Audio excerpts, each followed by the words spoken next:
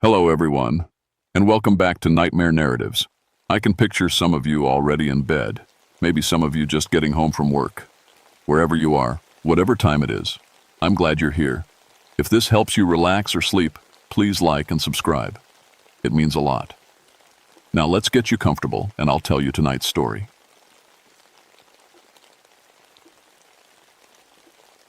My name is Victoria Redmond, but everyone calls me Vicky. I've been a park ranger for 11 years now, and I thought I'd seen everything the wilderness could throw at me. Bears, lost hikers, illegal hunters, drug labs hidden in caves, you name it. But nothing prepared me for what happened in March of 1982, deep in the Jefferson National Forest. I'm not like most rangers. Before I put on this uniform, I was an anthropologist. I studied people. How they lived, what they believed, why they settled where they did. That background is why they assigned me to protect the archaeological sites scattered throughout Wise County. These aren't just old camping spots. They're the remains of settlements built by a people called the Melungeons. The Melungeons were a mystery. Mixed-race families who appeared in these mountains centuries ago, speaking broken English and claiming to be Portuguese. Nobody knew where they really came from. Some folks said they were descendants of shipwrecked sailors. Others whispered darker things, that they weren't quite human, that they could change their shape like animals. But I knew better. Those were just racist stories, the kind of tales people tell when they're afraid of what they don't understand. That Tuesday morning started like any other. The snow was melting, turning the mountain trails into muddy streams. I was driving my Jeep up a logging road toward Newman's Ridge when I got the radio call. Ranger Redmond, this is dispatch. We've got a vandalism report at the Collins site. The Collins site was one of our most important protected areas. Archaeologists had found the foundation stones of what might have been the original Melungeon settlement. Federal law protected it, which meant hefty fines for anyone who messed with it. On my way, I radioed back, already dreading what I'd find. Usually it was just beer cans and graffiti. Sometimes hunters would dig fire pits in the wrong spots. But when I reached the site, my stomach dropped. This wasn't random vandalism. Someone had dug up 3 graves. The earth was scattered everywhere, old bones gleaming white in the weak sunlight. But something was wrong with the holes. They weren't dug from the top down like you'd expect from grave robbers. The dirt was pushed outward from the bottom, like something had burst up from underneath. I pulled out my camera and started documenting everything, trying to make sense of what I was seeing. My hands shook as I took photos of the disturbed ground. In all my training, nobody had ever mentioned graves being opened from the inside. That's when I noticed the tracks. Leading away from the graves were footprints, human footprints, bare feet in the mud. But after about 20 yards, the human prints just stopped. In their place were paw prints. Big ones, like from a wolf, but wolves had been extinct in Virginia for decades. I followed the animal tracks for another 50 feet before they vanished entirely at the edge of a rocky outcrop. Whatever had made them had simply disappeared. My radio crackled. Ranger Redmond, what's your status? I looked back at the ruined graves, then at the impossible trail leading away from them. A cold wind blew down from the ridge, carrying a smell I couldn't identify, something wild and old and wrong. Dispatch, I said, trying to keep my voice steady. I'm going to need backup. And maybe you should call Professor Mullins. We're going to need someone who knows the local history. As I waited for help to arrive, I couldn't shake the feeling that I was being watched. Every time I turned around, I caught glimpses of movement in the trees, pale shapes that vanished the moment I tried to focus on them. The temperature was dropping fast, even though the weather report had called for a warm day. My breath came out in white puffs, and ice began forming on the puddles around the graves. Something was very wrong on Newman's Ridge, and I was about to learn that some old stories weren't stories at all. Professor James Mullins arrived an hour later, his old pickup truck struggling up the muddy logging road. At 73, he was one of the few people who still remembered the old Melungeon families before they scattered or died out. His grandmother had been one of them, which made him our best source for understanding their culture. "Lord, have mercy," he whispered when he saw the graves. His weathered face went pale. "This ain't good, Vicky. This ain't good at all." "What do you mean?" I asked, helping him step carefully around the disturbed earth. "My grandmama used to tell stories," he said slowly. "About the old ones, the moon-eyed people," she called them. "Said they were the first Melungeons, before the others came. She said they weren't quite normal. I'd heard about the moon-eyed people before. Cherokee legends described them as pale, strange beings who lived in caves and only came out at night. Most scholars thought they were just stories about early European settlers. Professor, with respect, we're dealing with vandals here, not fairy tales. He knelt beside one of the opened graves, studying the way the dirt was scattered. Then how do you explain this? Look at it, Vicky. Something broke out of these graves from below. And these bones. He picked up a fragment and held it to the light. This skull's been underground for at least 200 years. But look at this. He pointed to deep scratch marks on the bone. Fresh scratch marks. Whatever was in here, he said quietly, it woke up. That's when my equipment started acting up. My camera, which had been working fine all morning, began showing strange images on the screen. Instead of the photos I'd taken, it displayed pictures of the forest at night. Pictures I'd never taken. In the background of each image, pale figures stood between the trees, watching. That's impossible, I muttered, checking the camera's memory card. According to the device, the photos had been taken at 3:17 a.m. that morning. But I'd been asleep at the ranger station at 3:17 a.m. My radio started picking up voices, even though it was set to our usual frequency. Whispered conversations in a language I didn't recognize. When I tried to respond, the voices stopped. We need to leave, Professor Mullins said suddenly. Right now. We can't leave a crime scene. Look around you, girl. I did look around, and my blood went cold. The forest had gone completely silent. No bird calls, no insect noise, nothing. Even the wind had stopped. But we weren't alone. Standing at the edge of the clearing were 3 people. A man, a woman, and a child. All dressed in old-fashioned clothes. Their skin was paper white, almost translucent. But it was their eyes that made me take a step backward. Completely black eyes, like looking into deep wells. Can we help you? I called out, trying to sound official and in control. The 3 figures didn't respond. They just stared at us with those terrible black eyes. Then the child smiled, revealing teeth that were too sharp and too white. We're looking for our family, the child said in a voice that sounded like autumn leaves scraping on stone. We've been sleeping for such a long time, but now we're awake and we want to go home. The woman nodded toward the opened graves.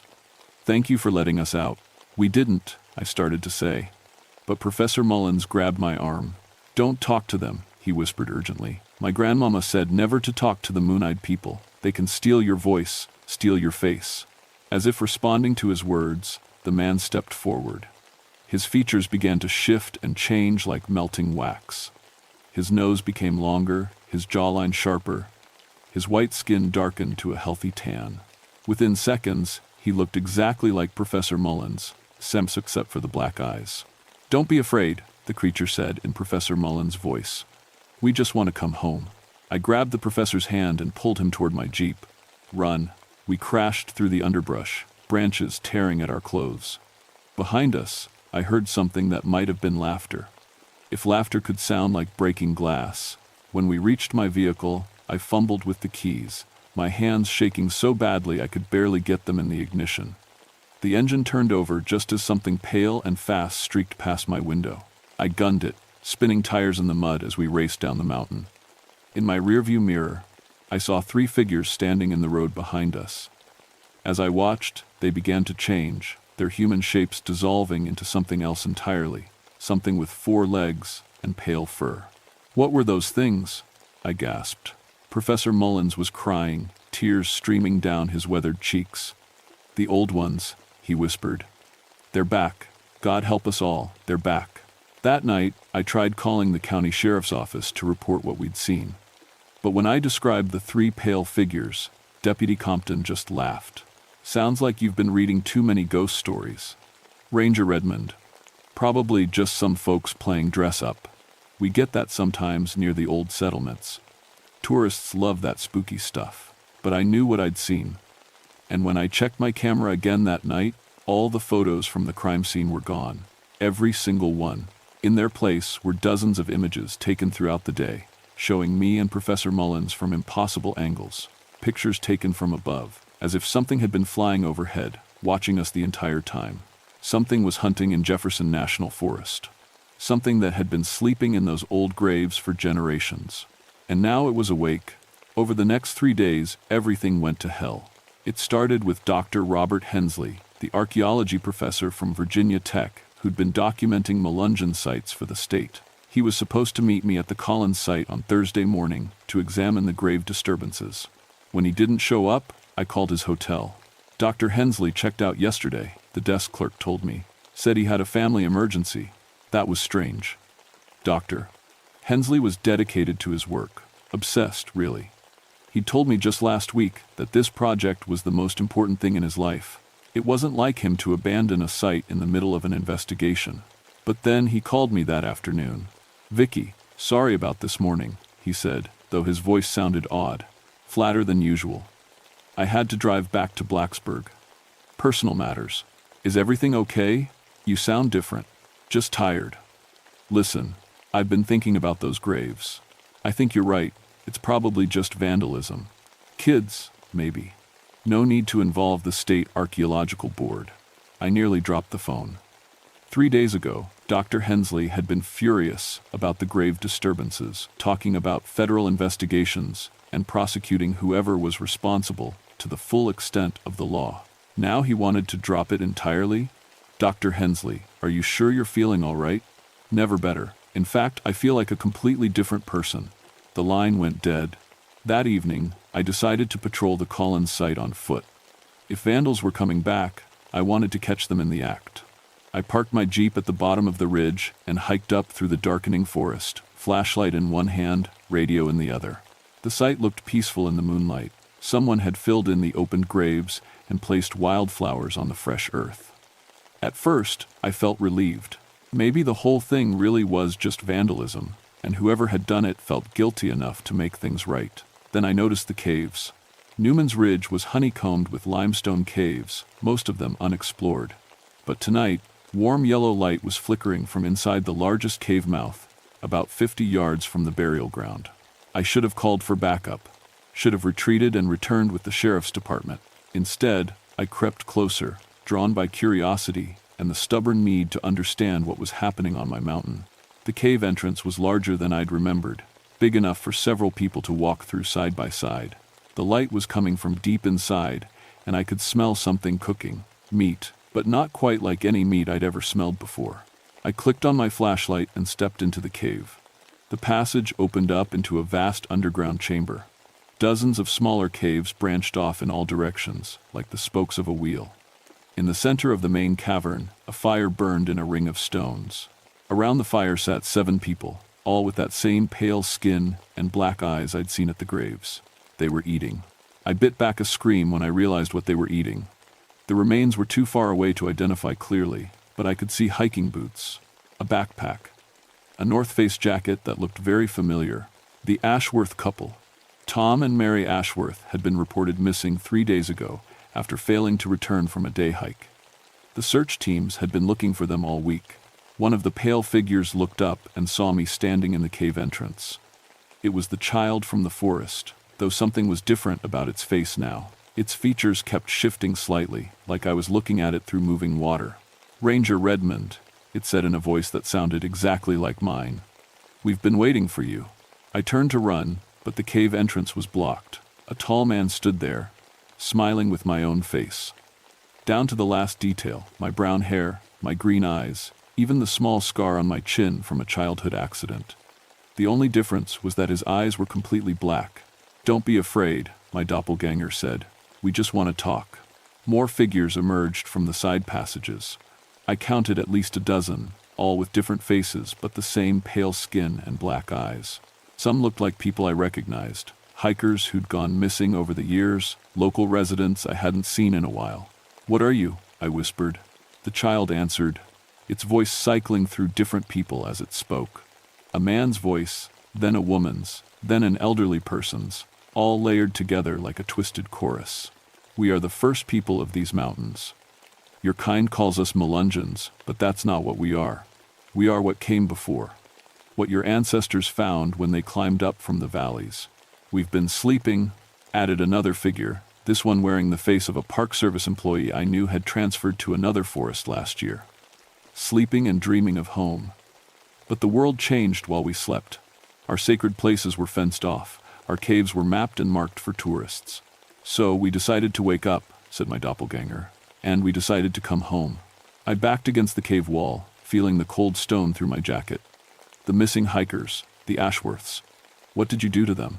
The child smiled with sharp white teeth. We borrowed their faces, their voices, their memories. It's so much easier to move through your world when we look like you. But we're tired of hiding in caves, said another creature. Tired of hunting in secret. This mountain belongs to us. It always has.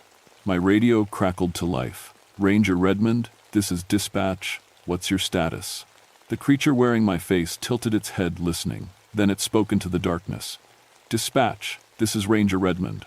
All clear on Newman's Ridge, just completing evening patrol. The voice coming from its mouth was perfect. Exactly my voice, my tone, even my habit of saying all clear at the end of routine reports. Copy that, Ranger Redmond. Have a safe night. I opened my mouth to scream into my radio, to tell dispatch what was really happening. But no sound came out. My voice was gone. The child laughed. We told you we could steal voices. We can steal so much more. That's when I noticed the piles of clothes scattered around the cave. Dozens of outfits from different time periods. Some looked like they were from the 1800s. Others were more recent, including Dr. Hensley's tweed jacket and the Ashworth's hiking gear. These things had been killing people and taking their identities for generations. And now they had their sights set on the modern world. The creature with my face stepped closer. You're going to help us, Ranger Redmond. You're going to give us access to your world, your towns, your cities, and in return, we'll let you keep your life. I shook my head frantically, trying to back away. Oh, you don't have a choice, it said sweetly. Because tomorrow morning, Ranger Victoria Redmond is going to report to work, as usual. She's going to tell everyone that the vandalism case is closed and there's nothing to worry about on Newman's Ridge. The thing wearing my face leaned closer, and I could smell its breath, like old earth and decay. The only question, it whispered, is whether the real Victoria Redmond will still be alive to see it happen. They kept me in a side cave for the rest of the night, bound with ropes that felt too strong to be made by human hands.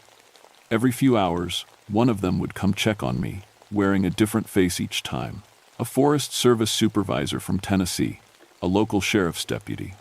Even my own mother, though she'd been dead for 10 years. Stop it. I croaked, my voice barely a whisper. They'd given it back to me, but just enough to speak. We're just practicing, said the thing with my mother's face and those horrible black eyes. We want to get it right when we visit your friends and family. We wouldn't want to disappoint them. By morning, I could hear them moving around in the main cavern, getting ready. They'd chosen 3 forms to start with. My face, Dr. Hensley's, and Deputy Compton from the sheriff's office. A perfect little invasion force to infiltrate law enforcement and park services. But they'd made one mistake. In all their talk about stealing faces and voices, they'd revealed something important. They were bound to this place. This mountain, these caves. That's why they'd stayed hidden for so long. They couldn't leave Newman's Ridge for more than a few days at a time, or they'd start to weaken and fade. They needed the mountain, which meant I might have a chance. Around noon, I heard footsteps coming down the passage. Real footsteps, not the too quiet movement of the creatures. Human voices calling my name. Vicky, Ranger Redmond, are you in there? It was a search team. Someone had noticed I hadn't checked in, and they'd come looking. But how could I tell which ones were real, and which ones were the creatures in disguise? In here, I called, hoping my voice would carry. I'm trapped in the back cave. The footsteps got closer, and I heard familiar voices. Deputy Compton, Ranger Martinez from the Clinch District, Dr. Hensley. But wait, Dr. Hensley was supposed to be back in Blacksburg, and I'd seen the creatures wearing Deputy Compton's face just hours ago. Vicky, thank God, said Dr. Hensley as he appeared at the cave mouth. We've been looking for you all night. Except his eyes weren't quite right. They were brown instead of blue, and they reflected the flashlight beam like an animal's. The ropes are really tight, I said carefully. I think you'll need a knife to cut them. Of course, Dr. Hensley said, pulling out a hunting knife. But he held it wrong, like he'd never used one before. The real Dr. Hensley was left-handed. This thing was using its right hand. Actually, I said, Maybe Deputy Compton should do it. She's had more experience with this kind of thing. The creature wearing Dr. Hensley's face hesitated, looking confused. In that moment of uncertainty, I rolled away from the cave wall and kicked out hard with both legs, catching it in the knees. It went down hard, and its appearance flickered like a TV with bad reception. For just a second, I saw its true form: pale skin, black eyes, and teeth that were far too sharp. "Not human!" I screamed as loud as I could. "They're not human!" The cavern erupted into chaos. I heard gunshots, shouting, the sounds of a fight. But I was still tied up, still helpless in the dark side passage. That's when Professor Mullins appeared. "Easy now," he said, cutting my ropes with a proper knife held in the proper hand. "Let's get you out of here." "How do I know you're real?" I asked, even as he helped me stand. He smiled sadly. "Because I brought this." He held up a small iron cross, the kind the old Melungeon families used to wear. The moment it came near me, I heard screaming from the main cavern. High, inhuman screaming that made my teeth ache. "Iron," he explained. "Grandmama said it was the only thing that could hurt them. They can't touch it, can't abide it." We made our way through the cave system, following the sounds of gunfire and shouting. In the main cavern, I saw a scene from a nightmare. 3 real people, Deputy Compton, Ranger Martinez, and a state trooper I didn't recognize, were backed against the cave wall, firing at a pack of creatures that kept shifting between human and animal forms. Professor Mullins pulled out more iron objects: old railroad spikes, a horseshoe, even some iron nails. "Here," he said, pressing them into my hands. "Touch them with these." The creatures couldn't maintain their human shapes when the iron got close. They shifted and flowed like liquid, revealing their true forms: pale, elongated figures with 2 long limbs and faces that weren't quite right. Ancient things that had been pretending to be human for so long they'd almost forgotten what they really were. "You can't stop us," hissed the one that had been wearing my face. "We've been here for centuries. This mountain is ours." "Maybe," I said, holding up the iron cross Professor Mullins had given me. "But you're not the only ones with a claim." I thought about everything I'd learned, everything Professor Mullins had told me about his grandmother's stories. The Melungeons hadn't just been victims of these creatures. Some of them had been allies, partners. They'd lived in peace for generations, sharing the mountain. "Your ancestors made a deal," I said, hoping I was right. "They agreed to share this place, to protect it together." The creature's black eyes narrowed. "The old agreements are broken. The sacred places have been violated." "Not by me," I said. "I've spent 11 years protecting this mountain, keeping people away from your burial grounds, preserving your history." For a long moment, we stared at each other across the cave. The gunfire had stopped. Even the air seemed to hold its breath. "What do you propose?" the creature asked finally. "A new agreement. You stay in the deep places, the wild places where tourists don't go. I'll expand the protected areas, keep people away from your sacred sites, and you stop killing hikers. And if someone violates the sacred places again?" I thought about the open graves, the federal protection laws, the power I had as a park ranger to close areas to the public. "Then you tell me, and I'll stop them, legally, without anyone having to die." The creature wearing my face tilted its head, considering. Around the cave, the others waited for its decision. "You would do this? Become the guardian between our worlds?" "It's what I've been doing all along," I said. "I just didn't know it." The creature nodded slowly. "Very well. But if you fail, if the sacred places are violated again, the old ways return. And we will take our mountain back." "Understood." One by one, the creatures faded back into the shadows of the cave. But just before the last one disappeared, it turned back to me. "The iron burns," it said, "but respect we remember." The official report listed everything as a case of severe hypothermia and hallucinations brought on by carbon monoxide exposure from inadequate cave ventilation. The missing hikers were found 2 days later, alive but confused, wandering near the Tennessee border with no memory of the past week. Dr. Hensley returned from his family emergency, acting perfectly normal, though he couldn't explain why he'd suddenly decided to leave the dig site. Nobody questioned it too hard. People want simple explanations for strange events, especially when the alternative is admitting that things exist in this world that don't belong in textbooks. I got a promotion 6 months later. supervisor of cultural resource protection for the entire Jefferson National Forest. My first act was to expand the protected area around Newman's Ridge by 3,000 acres, citing unique archaeological significance and sensitive environmental conditions. The cave systems were declared off-limits to the public. Too dangerous, we said. Unstable rock formations and toxic gas pockets. The state backed us up after I submitted a very detailed report about potential liability issues. Professor Mullins became my unofficial consultant on cultural sensitivity issues related to Melungeon sites. We meet once a month to discuss preservation strategies and review any unusual reports from the deep wilderness. He never mentions his grandmother's stories, and I never mention what we saw in that cave. But sometimes, when we're walking the old trails, he'll point to a spot and say, "Best to keep folks away from that area." Just in case. The agreement has held for 3 years now. There have been a few incidents, hikers who claimed to see pale figures in the woods, campers who reported strange voices in the night, but no one's gone missing. No more opened graves. No more impossible tracks in the mud. I still patrol Newman's Ridge twice a week. Officially, I'm checking for signs of illegal camping or poaching.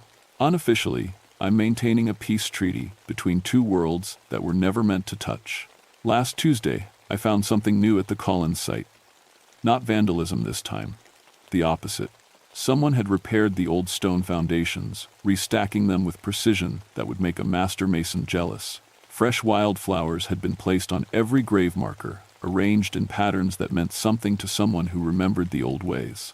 At the center of the restored site, carved into a flat piece of limestone, was a single word in a language I didn't recognize.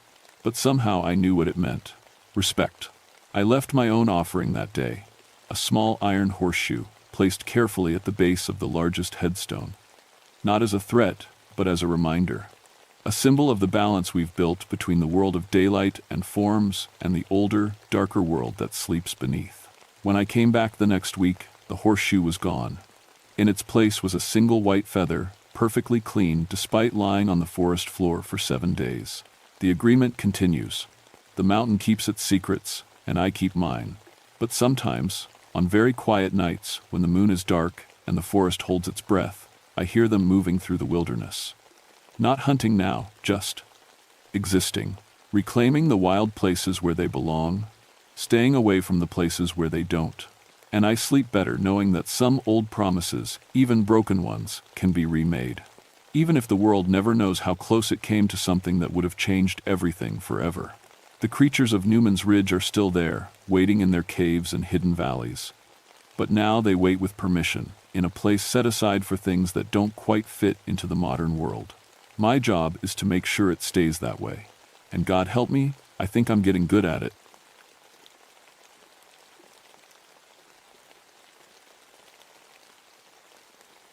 My name is Isaiah Blackstone, and I've been a park ranger at Land Between the Lakes for 16 years. In that time, I've seen just about everything: tourists getting lost, kids breaking bones on trails, even a few meth labs hidden deep in the woods. But I've never seen anything I couldn't explain with common sense and a little bit of science. That's why I didn't believe Margaret Bell Howard when she first came to me about the problems at the Bell homestead. It was early September 1987, one of those humid Tennessee evenings where the air feels thick enough to drink. I was finishing up paperwork in my office when Margaret knocked on my door. She looked terrible, dark circles under her eyes, hands shaking as she held her coffee cup. "Isaiah, we need to shut down the homestead demonstrations," she said, without even saying hello first. Margaret had worked as a historical interpreter at the replica Bell family farm for 8 years. She was good at her job, really good. Visitors loved her presentations about frontier life in the 1800s. She even claimed to be a distant relative of the actual Bell family, though I'd never checked if that was true. "What's the problem?" I asked, gesturing for her to sit down. "The attacks," she said quietly. "They're getting worse." I sighed. Here we go again. The Bell Witch legend was famous around these parts. Back in 1817, the Bell family claimed an evil spirit terrorized them for years, throwing things, attacking people, even supposedly killing the family patriarch, John Bell. Tourists ate that stuff up. We'd built the replica homestead partly because of the legend's popularity. But I didn't believe in ghosts. Never had. "Margaret, We've talked about this, I said gently. There's no such thing as noob. I'm not crazy. She slammed her cup down, coffee slopping over the side. Yesterday, during the afternoon demonstration, something invisible grabbed Jenny Morrison's throat, right in front of 20 visitors. She couldn't breathe, Isaiah. We had to call an ambulance. Jenny was another interpreter, young woman just out of college. I'd heard she'd had some kind of panic attack during a presentation, but this was the first I'd heard about any grabbing. The doctor said it was an asthma attack, I said. Jenny doesn't have asthma. And look at this. Margaret pulled down the collar of her dress. Dark bruises circled her neck like fingers. This happened 2 nights ago when I was closing up the cabin. I was alone, Isaiah, completely alone, and something choked me until I passed out. I stared at those bruises. They did look like finger marks, but there had to be a logical explanation. Have you reported this to the police? I asked. And tell them what? A ghost attacked me? She laughed bitterly. They'd think I was insane, just like you do. I don't think you're insane. I think something's going on, and we need to figure out what it really is. I stood up. I'll come out to the homestead tomorrow and take a look around. Maybe we've got a wildlife problem, or someone's been sneaking onto the property. Margaret looked at me like I was the crazy one. It's not an animal, Isaiah. And it's not a person. It's her, Kate Batts, the Bell Witch. She's back. After Margaret left, I sat in my office and tried to make sense of things. I'd grown up in Tennessee, heard the Bell Witch stories my whole life. My grandmother used to swear they were true, said her grandmother had known people who knew the Bell family. But I'd learned long ago that family stories got twisted and exaggerated over time. The Bell Witch was just frontier hysteria, I'd always figured. Maybe food poisoning from bad grain, or some kind of mass delusion brought on by stress and religious fervor. People back then didn't understand mental illness or neurological problems. They blamed everything on spirits and demons. But those bruises on Margaret's neck were real. I decided to spend the next day at the homestead, watching the demonstrations and checking the buildings for any signs of intruders or structural problems. There had to be a rational explanation. I just had to find it. The next morning, I drove out to the demonstration farm area before sunrise. The Bell homestead sat in a small clearing surrounded by dense oak and hickory forest. We'd built it to look exactly like the original, a log cabin with a dog trot design, a separate kitchen building, a barn, and a small garden. Everything was historically accurate, down to the wooden pegs holding the logs together. It should have felt peaceful in the early morning light. Instead, it felt wrong somehow. The birds weren't singing. The air felt too still, too heavy. I told myself I was just being influenced by Margaret's fears. I spent the morning checking every building. The cabin was solid, no signs of break-ins or damage. The kitchen building was fine. The barn looked good, nothing out of place. Around noon, Margaret and the other interpreters arrived to prepare for the afternoon demonstration. Jenny Morrison was with them, though she still looked pale and shaky. "How are you feeling?" I asked her. "Better," she said, but she wouldn't meet my eyes. It was just an asthma attack. The doctor gave me an inhaler. "Jenny doesn't want to talk about what really happened," Margaret said sharply. "None of them do. They're all scared." The afternoon demonstration started at 2 o'clock. About 30 visitors gathered in the cabin while Margaret explained how frontier families lived in the early 1800s. She showed them the fireplace where all the cooking happened, the simple furniture, the rope bed in the corner. Everything was going fine until she started talking about the Bell family specifically. In 1817, John Bell and his family lived on a farm much like this one, just a few miles from here, Margaret said. They were good Christian people, respected in their community. But that year, something evil came into their lives. It started small, strange noises in the walls, objects moving by themselves. John Bell thought it was just rats at first. The temperature in the cabin dropped suddenly. I could see my breath. Several visitors noticed too, looking around confused. It was 90 degrees outside. Then the attacks began. Margaret continued. Her voice had changed slightly, becoming more formal. The entity, Kate Batts, they called her. She could speak. She tormented the family day and night. She pulled the children's hair, slapped their faces, threw furniture across rooms. A ceramic bowl on the table suddenly flew across the room and smashed against the wall. Visitors screamed. Jenny Morrison grabbed Margaret's arm, her face white with fear. "Everyone stay calm," I said loudly, moving toward the front. "Old buildings settle. That bowl probably wasn't secured properly." Another bowl flew off the table, then a wooden spoon. Then an iron pot that must have weighed 10 pounds sailed through the air and crashed into the fireplace. People were running for the door now, pushing and shoving to get out. I didn't blame them. When the cabin finally emptied, only Margaret, Jenny, and I remained. Everything had gone still again. The temperature was normal. "Still think it's rats?" Margaret asked quietly. I didn't answer. I couldn't. I cleared the homestead of visitors and closed it down for the rest of the day. Margaret and the other interpreters went home, but I stayed.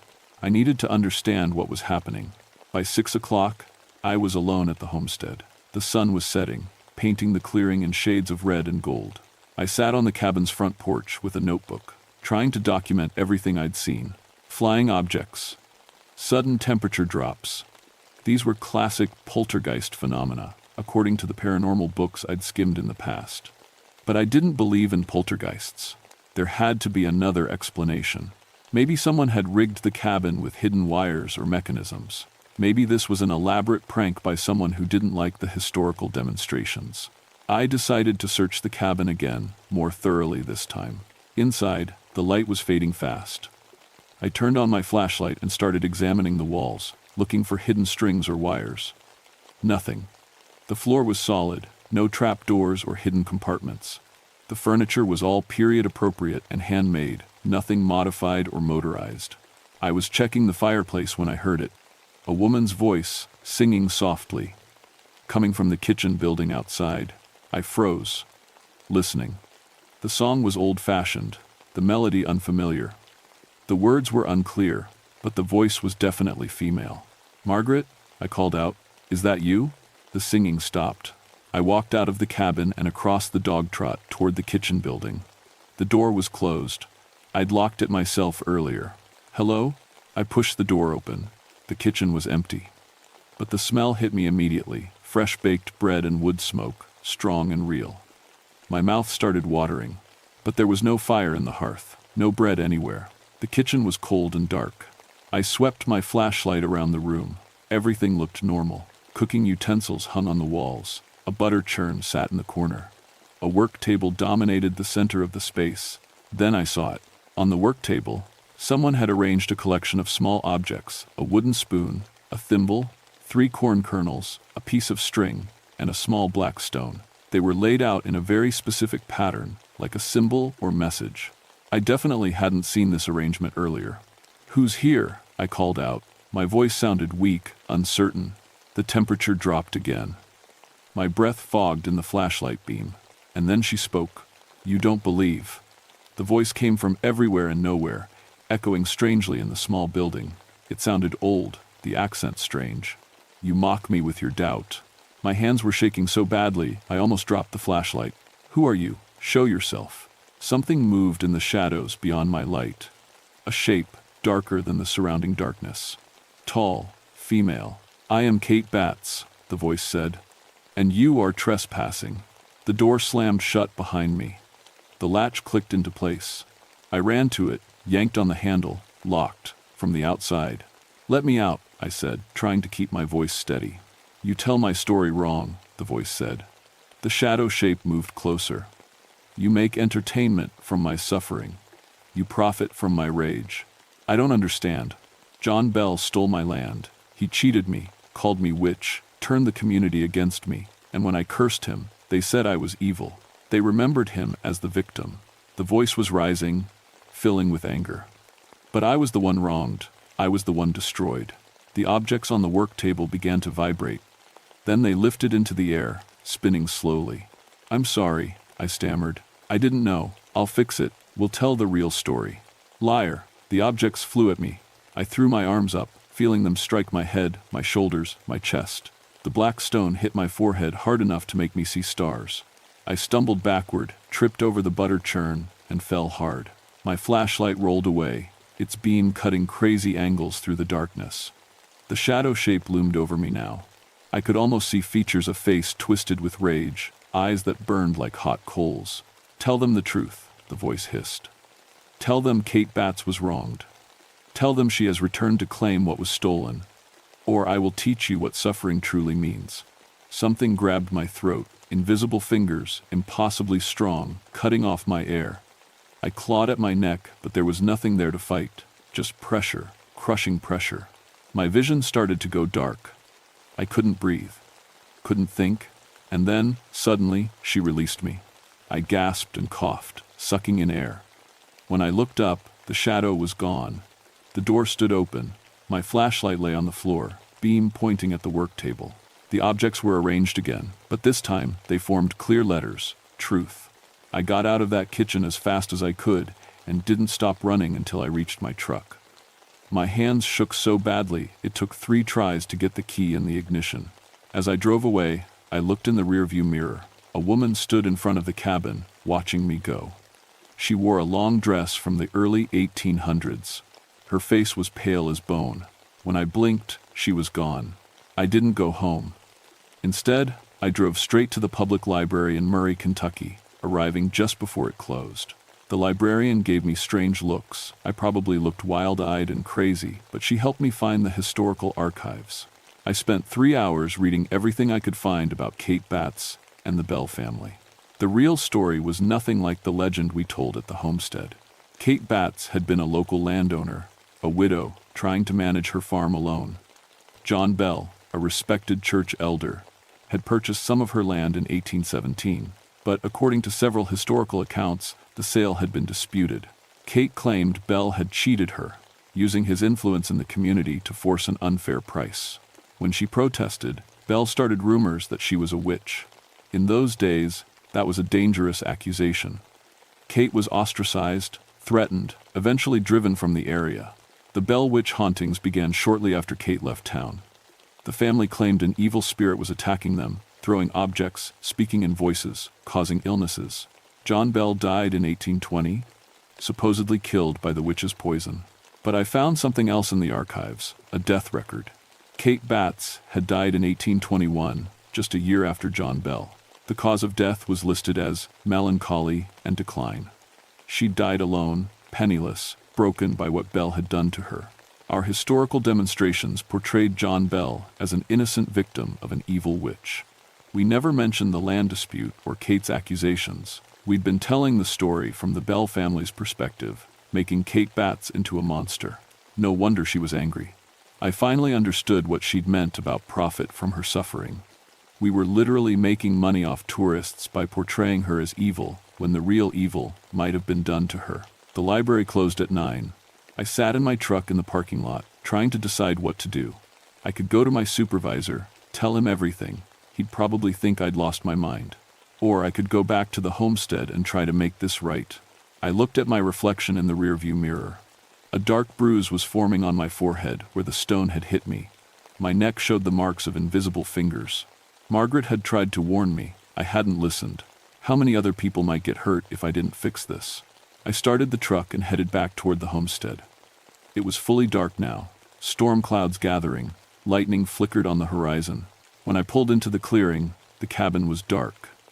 But I could see a faint light glowing in the windows. Candlelight, maybe. I grabbed my flashlight and got out of the truck. Thunder rumbled in the distance. Kate, I called out. Kate Batts, I know the truth now. I want to help. The cabin door creaked open by itself. Taking a deep breath, I walked inside. The cabin was lit by candles that hadn't been there before. They sat on the table, the mantel, the window sills, at least 20 of them, flames dancing in a breeze I couldn't feel. In the center of the room stood the shadow woman. She was more solid now, more real. I could see her face clearly, sharp features, hard eyes, a mouth set in a bitter line. She wore a simple dress, faded and worn. Her hair was pulled back severely. "You came back," she said. Her voice still had that strange echo, but it was quieter now, almost sad. "I read about what happened," I said. "About John Bell and the land. You were wronged." "Wronged?" She laughed bitterly. "Such a small word for such great harm. He destroyed me. And then he made himself the victim of his own guilt. I want to change how we tell the story," I said. "We'll include your side. We'll tell visitors about the land dispute, about how the community treated you." "Words," She moved closer. I forced myself not to back away. Pretty words won't undo what was done. They won't give me back my land, my reputation, my life. No, I agreed. But it's something. It's acknowledgement, it's truth. She studied me for a long moment. You still fear me? Yes. Good, you should. She raised one hand, and the candles flared brighter. I have grown strong in my rage, Isaiah Blackstone. I have learned to touch this world in ways the living cannot imagine. I can do more than throw objects and squeeze throats. As if to demonstrate, she gestured toward the fireplace.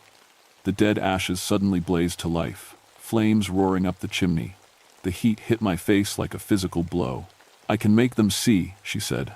I can make them experience what I experienced. Make who see? Those who come here seeking entertainment from my suffering. I can show them exactly what John Bell did to me. Let them feel what I felt. Before I could respond, we both heard it, a car engine, getting closer. I looked out the window. Headlights were coming up the access road. At this hour, it could only be other park staff. Maybe someone had noticed my truck and come to check on me. Kate, please, I said. Don't hurt anyone else. Let me handle this. But she was already fading, becoming shadow again. Watch, she whispered. Watch what I can do. The car pulled into the clearing. I recognized it, a park maintenance truck. Carl Davidson, one of our older workers, got out. He was holding a toolbox. I ran out of the cabin. Carl, what are you doing here? He looked startled to see me. Got a call about a broken door latch in the kitchen building. Figured I'd fix it tonight so it's ready for tomorrow. He squinted at me. You okay? You look rough. Carl, you need to leave. Now. I'm just gonna fix this latch real quick. He walked past me toward the kitchen building. I grabbed his arm, but he shook me off. Isaiah, what's gotten into you? The kitchen door opened before Carl reached it. He paused, then shrugged, and went inside. I ran after him. Carl, please. The door slammed in my face. I heard the latch click. Locked again. Carl! I pounded on the door. Carl, get out of there. Inside, I heard him grunt in surprise. Then he started screaming. I threw my shoulder against the door. It didn't budge. Carl. His screams were horrible, pain and terror mixed together. I could hear him thrashing around, knocking things over. And I could hear her voice, cold and cruel. You think you can fix what is broken? Let me show you what cannot be fixed. The screaming stopped suddenly. I heard a heavy thud, like a body hitting the floor. Then silence. Kate, I yelled. Kate, open this door. He didn't do anything to you. The door swung open so fast I almost fell inside. Carl Davidson lay on the floor, eyes wide and staring. His face was blue, lips purple. His hands clutched at his throat. I dropped to my knees beside him, checking for a pulse. Nothing. His skin was already cold. Oh God, no. I started CPR, knowing it was useless. He was dead. She'd killed him. He could not breathe, Kate's voice said behind me. Just as I could not breathe under the weight of their accusations. Just as I suffocated under their scorn and hatred. I spun around. She stood in the corner, fully visible now, real as any living person. You murdered him. I showed him truth. She tilted her head. Do you still want to help me, Isaiah Blackstone? Or are you beginning to understand that some wrongs cannot be righted with words? I looked down at Carl's body. He had a wife, grandkids. He'd been planning to retire next year. This isn't justice, I said. This is revenge. Is there a difference? She moved closer. John Bell stole from me. I took from him. The people of Adams Station destroyed me. I destroy them in return. Is that not balance? It's murder. And what was done to me? Her voice rose, the candles flickering. When they whispered behind their hands, when they turned away from me in the street, when they let me starve and die alone, what was that? It was wrong, I said. It was all wrong. But killing innocent people won't fix it. Innocent? She laughed. There are no innocent ones. Everyone who profits from that false story, everyone who tells the tale of poor John Bell and the evil witch, they are all complicit. They all deserve to know suffering. Thunder cracked overhead. Rain began hammering on the roof. How many? I asked. How many people are you going to kill? As many as it takes. She smiled. And it was terrible. Until they tear down these buildings. Until they forget the Bell family name. until no one remembers John Bell as anything but what he was: a thief and a liar. She began to fade again, dissolving into shadow. You have until sunrise to decide, Isaiah Blackstone. Help me get my justice, or I will take it myself. Starting with your precious Margaret Bell Howard. A Bell descendant, oh yes, her blood will taste sweet. Then, she was gone. I sat there next to Carl's body, rain pounding outside, and realized I was in way over my head. I needed help, real help. I pulled out my radio. The storm was causing static, but I managed to get through to park headquarters. This is Blackstone. I need police and an ambulance at the Bell homestead. We have a death. Carl Davidson, I paused. And I need you to get me a number for Dr. Charles Robertson at Vanderbilt University. He's a paranormal researcher. Tell him it's an emergency. The dispatcher tried to ask questions, but I cut her off. Just do it, please. I couldn't stay in that kitchen with Carl's body. I went back to the main cabin to wait. The candles were still burning, though Kate was nowhere to be seen. My radio crackled. The dispatcher gave me Robertson's number. I called from the cabin's landline, praying he'd answer at almost midnight. He picked up on the third ring. Hello? Dr. Robertson? My name is Isaiah Blackstone. I'm a park ranger at Land Between the Lakes, and I have a situation involving the Bell Witch property. A man just died, and I think we're dealing with an actual haunting. I need help. There was a pause. The Bell Witch site? I've wanted to investigate there for years, but I could never get permission.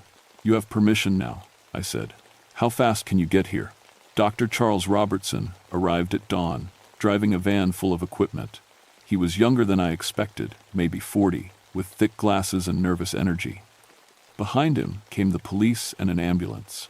While the authorities dealt with Carl's body, Robertson set up his equipment around the homestead. EMF detectors, thermal cameras, audio recorders, technology I didn't fully understand. Margaret arrived just after 7, her face pale when she saw the ambulance. What happened? Carl Davidson is dead, I said quietly. The entity killed him. She's real, Margaret. Kate Batts is real, and she's furious. To my surprise, Margaret nodded. I know. She's been appearing to me in dreams, showing me memories. The land dispute, the accusations, everything John Bell did to her. Isaiah, our family was wrong. My ancestor was wrong. Robertson called us over to look at one of his monitors. I'm picking up massive electromagnetic fluctuations. Whatever's here, it's incredibly powerful. I've never seen readings like this. Can you get rid of it? I asked. He looked at me like I was crazy. Get rid of it? This is the most well-documented historical haunting in American history. This is a researcher's dream. It's a nightmare, I said. She's going to keep killing people unless we do something. We need to communicate with her, Robertson said, setting up a device. Establish dialogue, understand what she wants. I know what she wants, I said. Justice, recognition, revenge. As if summoned by her name, the temperature dropped. The equipment started going haywire, alarms beeping and lights flashing. Kate Batts materialized in the center of the cabin, more solid than ever. She looked almost alive now, except for her eyes. They burned with an inner fire that was definitely not human. Robertson stumbled backward, his face going white. Oh my God! She's real. Hello, Margaret Bell Howard, Kate said, ignoring Robertson. Descendant of thieves. You carry his blood. Margaret stood her ground, though I could see her shaking. I know what my family did to you. I'm sorry. We were wrong. Sorry. Kate laughed. Your great-great-grandfather took everything from me, and you say sorry? I can't change the past, Margaret said. But I can help change the future. We'll tell your story. The real story. We'll make sure everyone knows what was done to you. Words, Kate shrieked. Objects began flying around the cabin, dishes, tools, furniture. Robertson dove for cover. I am beyond words. Then what do you want? I yelled over the noise. What will make you stop? She turned to me, and for just a moment, I saw past the rage. Underneath was pain, deep and unhealing, loneliness, grief. I want to be remembered as I was, she said quietly. The flying objects stopped, frozen in midair. Not as a monster, not as the villain in their story. I want someone to speak my name with respect. I want my grave marked. I want... Her voice broke. I want to rest. Margaret stepped forward. Where are you buried, Kate? I don't know. The objects clattered to the floor. I died alone. They buried me in an unmarked grave, in unconsecrated ground. Even in death, they denied me. Robertson was checking his equipment frantically. The readings are off the charts. She's pulling massive amounts of energy from somewhere. A new voice spoke from the doorway. Actually, I think I know where she's buried.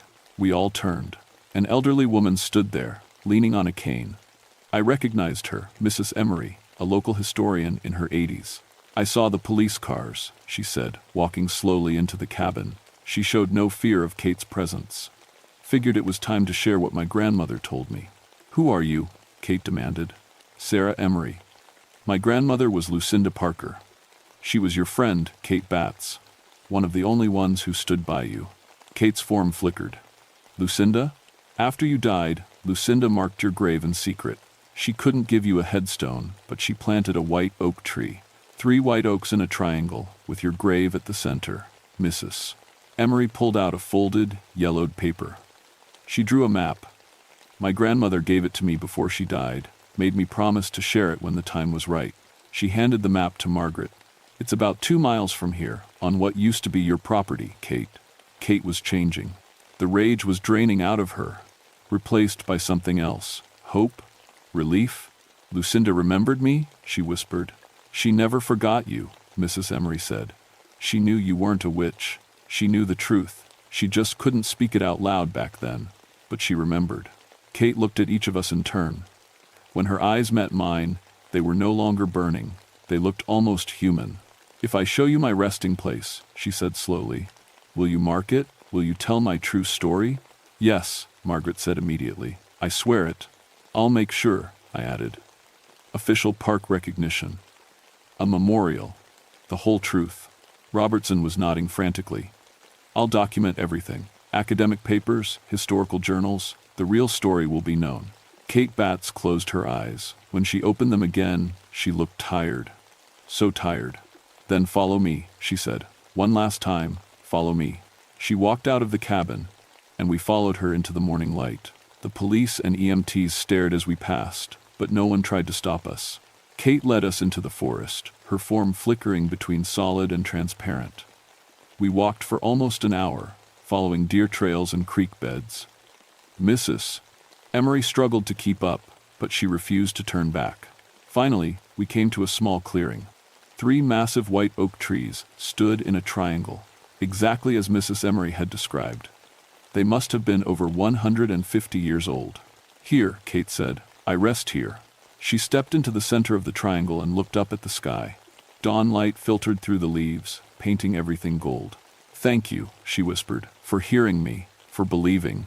And then she simply faded away, like morning mist in the sun. Robertson's equipment suddenly went quiet.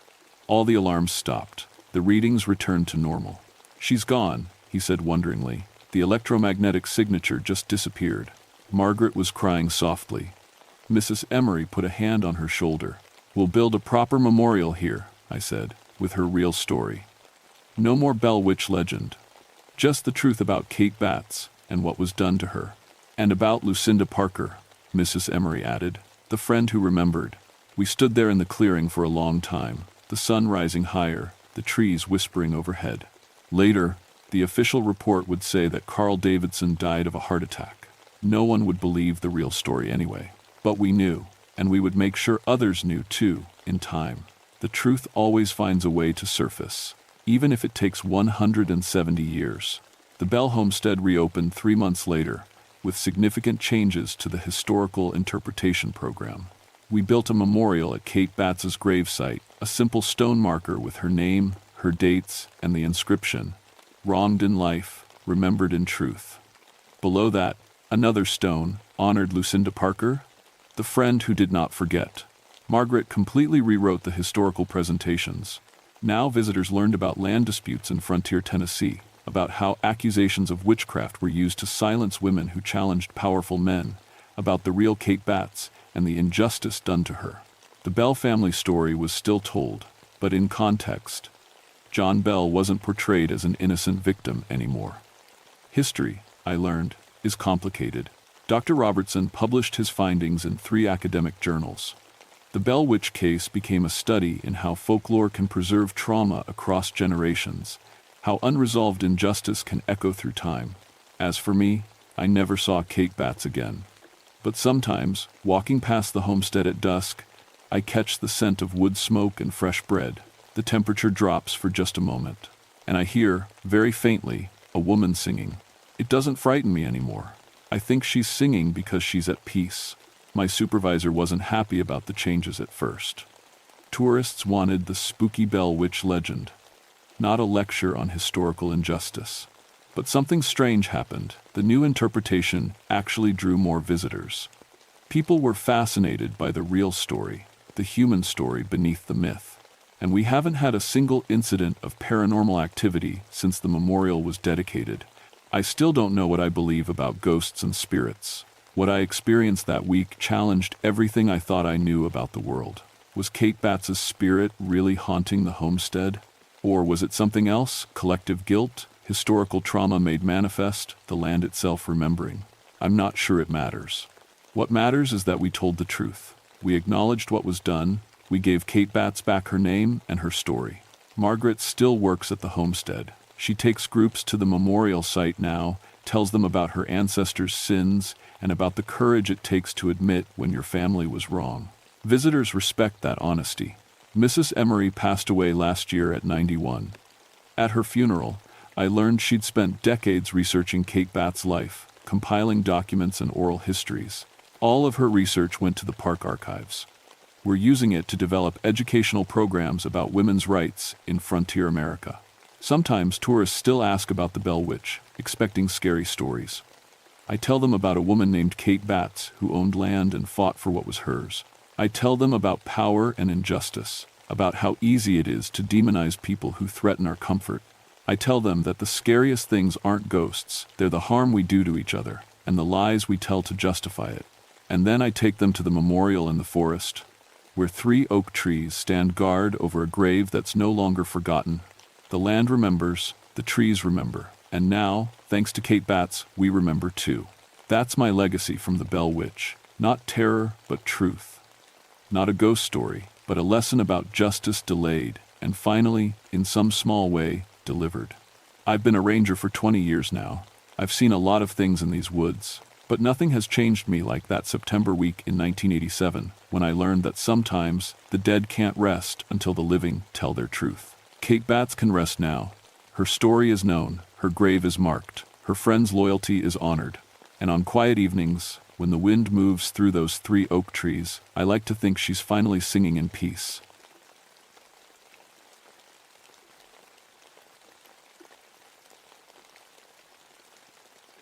My name is Gabriel Thornfield, but everyone calls me Gabe. I've been a ranger at the Ohio River Islands National Wildlife Refuge for 14 years now, and I thought I'd seen everything these woods had to offer. I was wrong. It was November 1966, and the weather had turned cold and gray like it does every year before winter really sets in. The leaves were mostly gone from the trees, and you could feel that sharp bite in the air that tells you snow's coming soon.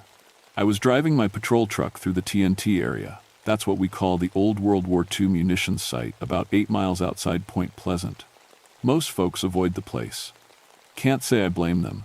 The TNT area is full of old concrete bunkers where they used to make explosives for the war. After they shut it down, the government just left everything there. Bunkers, contaminated ponds, rusted fences. The whole place feels wrong, like the earth itself remembers what happened there. But it's part of my territory, and the migratory birds don't care about old history. They still use the ponds as rest stops on their way south. That morning, I was checking on the waterfowl counts when my radio crackled to life. "Gabe, you there?" It was Sheriff George Johnson from Point Pleasant. "I'm here, George. What's up?" "Got some folks reporting strange bird sightings out your way. They're saying it's bigger than anything they've ever seen. You notice anything unusual?" I pulled over next to one of the concrete bunkers and looked around. The place was quiet. Too quiet. Usually, you'd hear ducks or geese calling from the ponds, but there was nothing. Just the wind whistling through the empty bunker doorways. "Haven't seen anything yet," I told George. "But I'll keep my eyes open. These folks seem pretty shaken up." Linda Scarberry and her husband were driving through there last night. She says this thing was as big as a small plane, with red eyes that glowed like car headlights. I almost laughed, but something in George's voice stopped me. He'd been sheriff for 20 years. He didn't spook easy. Probably just a crane, I said. Sandhill cranes are pretty big birds. In the dark, with headlights reflecting off their eyes, could look pretty scary. Maybe, George said, but he didn't sound convinced. Just thought you should know. After I signed off, I sat there for a minute, looking out at the empty landscape. As a trained ornithologist, I knew every bird species in West Virginia. The biggest we had were turkey vultures with maybe a 6-foot wingspan. Sandhill cranes were rare around here, but they could reach 7 feet across, nothing bigger than that. I got out of the truck and walked toward the nearest pond. The ground was soft from recent rain, and that's when I saw them, tracks in the mud that made my blood run cold. They weren't bird tracks exactly. They were shaped more like a man's footprints, but huge, maybe 10 inches long. And they were deep, like whatever made them was incredibly heavy. But here's what really bothered me. Between some of the footprints, there were marks in the mud that looked like something had dragged across the ground, something with a span of more than 10 feet. I knelt down and took pictures with my camera, then measured the marks with my field ruler. The wingspan impressions were 12 feet across, edge to edge. That was impossible. No bird in North America was that big. I followed the trail around the pond. Every 20 feet or so, there were more of those massive prints, and always with the wing drag marks between them. It was like something enormous had been hopping along the shore, using its wings to balance or slow itself down. The trail led to one of the old bunkers. The concrete structure was about 30 feet long and 15 feet wide, with a dark entrance that disappeared into shadows. I'd been in these bunkers dozens of times over the years. They were just empty concrete rooms now, maybe some old rusted equipment left behind. But as I approached this one, I noticed something strange. Dead birds were scattered around the entrance, not just one or two, but dozens of them. Ducks, geese, even a few crows. They were arranged in a perfect circle around the bunker opening, like someone had placed them there on purpose. I pulled out my flashlight and examined the birds. They weren't torn apart or eaten, they just looked empty, like something had drained the life right out of them. Their eyes were open but dull, and their feathers had a strange gray tint to them. My hands were shaking a little as I picked up my electromagnetic field detector, part of my standard equipment for checking power line interference with bird migration patterns. The needle went crazy as soon as I turned it on, jumping all the way to the right side of the dial. There was some kind of massive electromagnetic disturbance coming from inside that bunker. I should have left right then, should have called it in and waited for backup. Instead, I clicked on my flashlight and stepped through the bunker entrance. The inside was just like all the others. Bare concrete walls, empty space, a musty smell of old decay. But the electromagnetic readings were off the charts, and there was something else. A low humming sound, so deep I felt it more than heard it. It seemed to be coming from the walls themselves. That's when I saw the scratches. 4 parallel gouges in the concrete wall, each one about 6 inches long and deep enough to leave white scars in the gray surface. Something with claws had been in here. Something strong enough to tear through solid concrete, like it was soft wood. I backed out of that bunker as fast as I could without actually running. But as I reached my truck, I felt like someone was watching me. I turned around and looked back at the bunkers, scanning the roof lines and the surrounding tree line. Nothing. But just for a second, I could have sworn I saw 2 red dots glowing in the shadows of a bunker doorway about 50 yards away. When I blinked and looked again, they were gone. I drove back to the ranger station with my mind racing. 14 years in these woods, and I'd never seen anything that couldn't be explained. Bears, wildcats, even the occasional escaped farm animal. But this was different. This felt like something that didn't belong in our world at all. 3 days passed before I went back to the TNT area. I spent those days checking my books, calling other wildlife refuges, even contacting the university to see if anyone had reported unusual bird sightings. Nothing. But the reports from local residents kept coming in. George Johnson called me twice more. Each time, he had new witnesses describing the same impossible thing. A creature the size of a small aircraft with glowing red eyes and wings that made no sound when it flew. They all said it moved unlike anything they'd ever seen, hovering in place or making sharp turns that would tear apart any normal bird. I was starting to think the whole town was losing its mind. On Thursday morning, I drove back out to check on the bird counts. The weather had turned worse, thick clouds and a cold wind that cut right through my jacket. As I approached the TNT area, I noticed something that made me pull over immediately. Every power line along the road was dead. Not just the lights, the lines themselves weren't humming with electricity anymore. I could always hear that low electrical buzz when I drove this route, but now there was nothing. I called the power company from my truck radio. "Yeah, we got reports of outages all around the TNT area," the dispatcher told me. "Started about midnight. Can't figure out what's causing it. Lines aren't broken, transformers look fine. It's like something's just sucking the power right out of them." When I reached the pond where I'd found the tracks, I saw that the dead birds were gone. All of them, not scattered by scavengers, just completely gone, like someone had collected them during the night.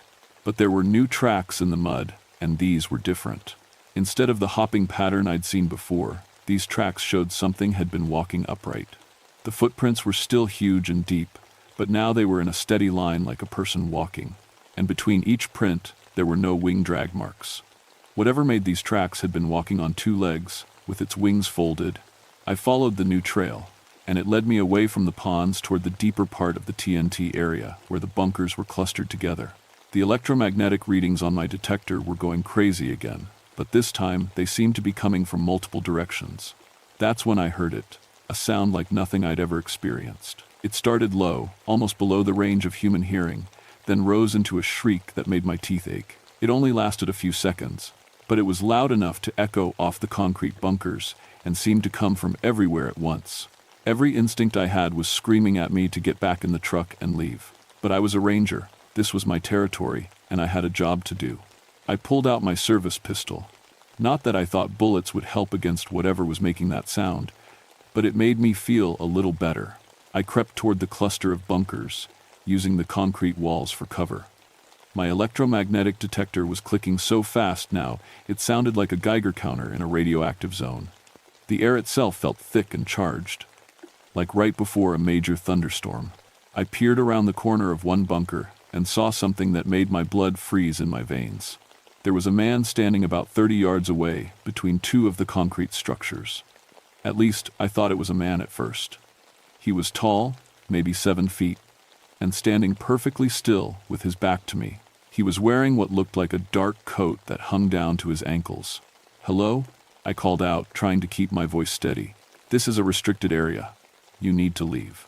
The figure didn't move or acknowledge me in any way. He just stood there like a statue. Something about his stillness felt wrong, like he wasn't breathing or shifting his weight the way living things do. I moved closer, keeping my gun drawn, but pointed at the ground. "Sir, I'm a federal ranger. I need you to turn around and show me your hands." That's when the figure slowly began to turn toward me, and I realized it wasn't a man at all. The thing that faced me was roughly human-shaped, but wrong in every detail. Its skin was gray and seemed to shimmer like oil in water. Its arms were too long, hanging almost to its knees. But worst of all were its eyes, 2 burning red circles that glowed with their own light like heated coals in a forge. And behind it, rising up from its shoulders, were wings. They weren't feathered like a bird's wings. They looked more like a bat's wings, but enormous, easily 12 feet from tip to tip. The wing membranes were dark and seemed to absorb light rather than reflect it. As I watched, frozen in terror, the wings slowly spread out to their full span.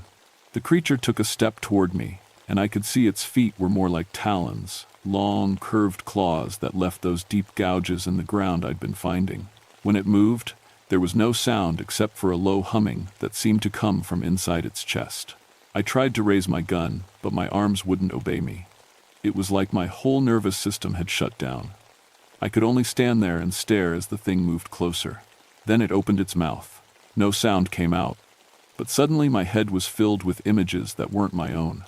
I saw the silver bridge that connected Point Pleasant to Ohio, except in these visions, the bridge was falling apart, cars tumbling into the dark water below. I saw people screaming, trapped in their vehicles, as the steel structure collapsed around them. I saw the date, December 15. The images were so vivid and terrifying that I fell to my knees, clutching my head and trying to make them stop. When they finally ended, I was alone. The creature was gone. vanished as completely as if it had never been there. But the electromagnetic readings were still off the charts, and burned into the concrete where it had been standing were 4 claw marks, each one 2 feet long and glowing with residual heat. I ran back to my truck and drove straight to Point Pleasant without stopping. My hands were shaking so badly I could barely steer, and those images of the falling bridge kept flashing through my mind like a nightmare I couldn't wake up from. When I burst into Sheriff Johnson's office, he took one look at my face and poured me a cup of coffee without asking any questions. "You saw it, didn't you?" he said quietly. I nodded, not trusting my voice. "Linda Scarberry's been having nightmares since her sighting. Keeps seeing disasters that haven't happened yet. Her doctor thinks it's stress, but..." He paused. "But I'm starting to think there's something out there that doesn't want to be explained." I told him everything. The tracks, the dead birds, the creature with the glowing eyes. I told him about the visions of the bridge collapse. George listened without interrupting, his face getting more serious with each detail. "December 15, he said when I finished. "That's less than a month away." "It was just a hallucination," I said, trying to convince myself as much as him. "Some kind of electromagnetic effect on my brain. There has to be a scientific explanation." But even as I said it, I knew I didn't believe it. What I'd seen out there wasn't natural. It was something else entirely, and it was trying to tell us something important. The question was, were we smart enough to listen? Over the next 2 weeks, the sightings multiplied. It seemed like every night brought new reports of the creature with the glowing red eyes. People called it different things: the bird, the monster, the thing with wings. But George Johnson started calling it the Mothman, and somehow that name stuck. I tried to stay away from the TNT area, but it was my job to monitor the wildlife refuge. And besides, something was drawing me back.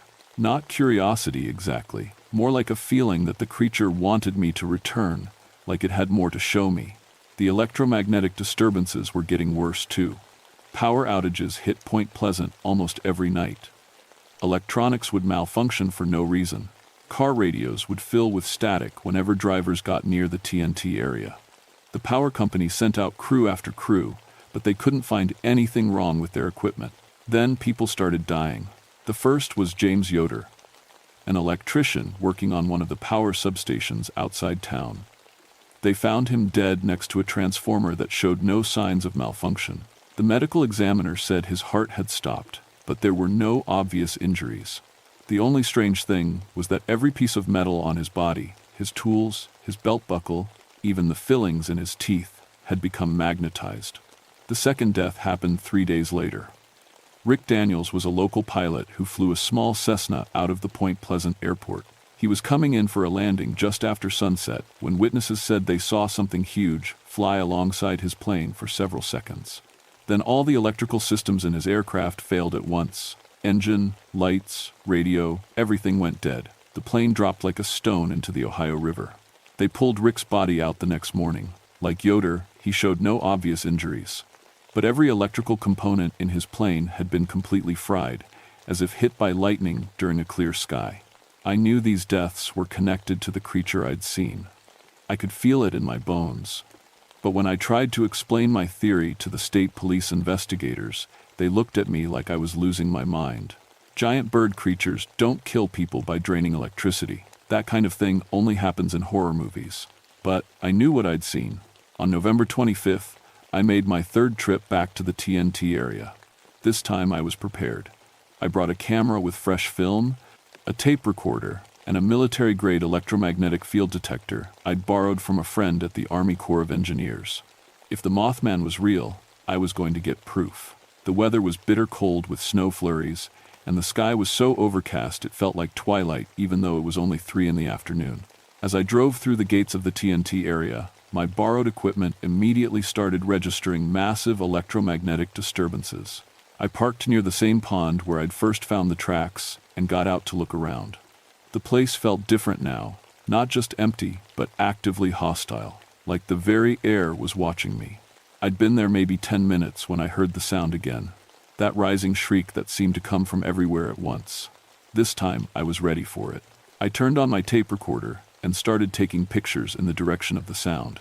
The Mothman materialized out of the shadows between 2 bunkers like it had been waiting for me. It didn't walk or fly into view. It was just suddenly there, as if it had stepped through an invisible doorway in the air. Up close, in daylight, it was even more terrifying than before. Its skin wasn't just gray, it seemed to shift and move like liquid mercury. Those glowing red eyes were huge, maybe 8 inches across, and they fixed on me with an intelligence that was definitely not animal. When it spread its wings, the span blocked out half the sky. I raised my camera and started shooting pictures as fast as I could advance the film. Through the viewfinder, I could see the creature more clearly. Its face was almost human, except for the eyes and the complete lack of any mouth or nose. It had no visible ears, but somehow I knew it could hear every sound I made. Then it started walking toward me. Each step was completely silent, but I could feel the ground vibrate under its weight. As it got closer, my electromagnetic detector went crazy, clicking so fast it sounded like machine gun fire. The air around the creature shimmered with heat waves, and I realized it was generating some kind of massive energy field. When it was about 15 feet away, it stopped and stared at me. For several seconds, we just looked at each other. Then it tilted its head slightly, like it was curious about something. That's when the visions started again. This time, they weren't just images of the Silver Bridge collapse. I saw the creature itself, flying over Point Pleasant on December 15th.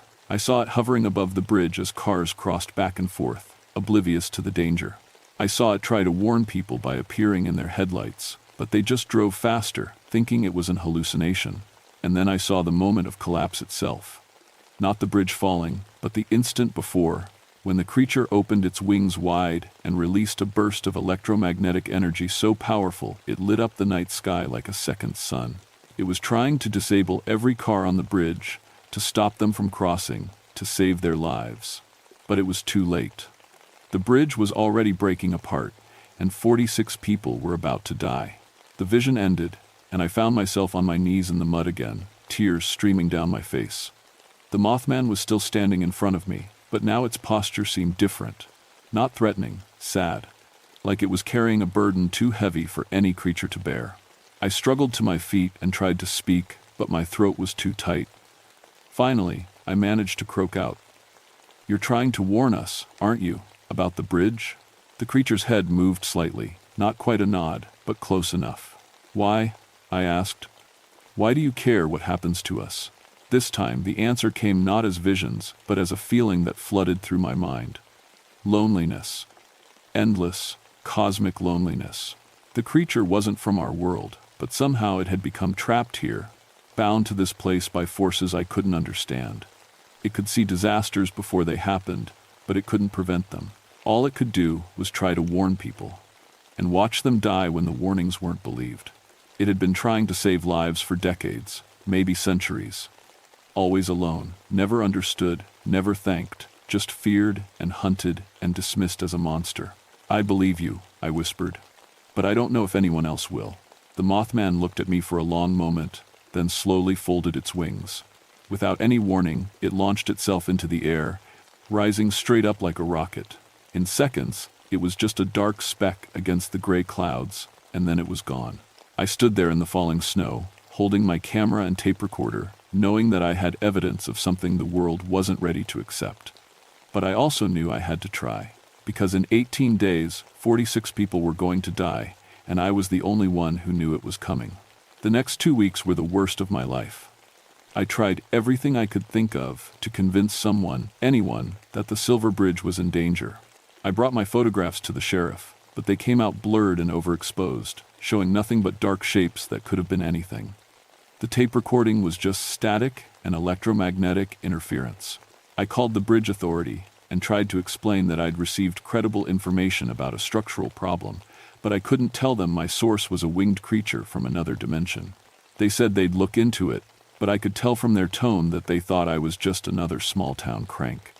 I even drove to the bridge myself and spent hours examining it from below, looking for cracks or signs of metal fatigue. But I wasn't an engineer. To my untrained eye, the massive steel structure looked as solid as the day it was built. Meanwhile, the Mothman sightings continued almost every night. The creature seemed to be getting more desperate, appearing to more and more people around Point Pleasant. But instead of listening to what it might be trying to say, everyone just got more scared. Some folks stopped driving through the area after dark. Others started carrying guns, talking about hunting down the monster. On December 10th, 5 days before the date from my vision, I made one last trip out to the TNT area. I wasn't sure what I hoped to accomplish, but I felt like I had to try something. I found the Mothman waiting for me at the same pond where this all started. It was standing in the exact spot where I'd first seen the giant footprints, and for the first time, it looked tired.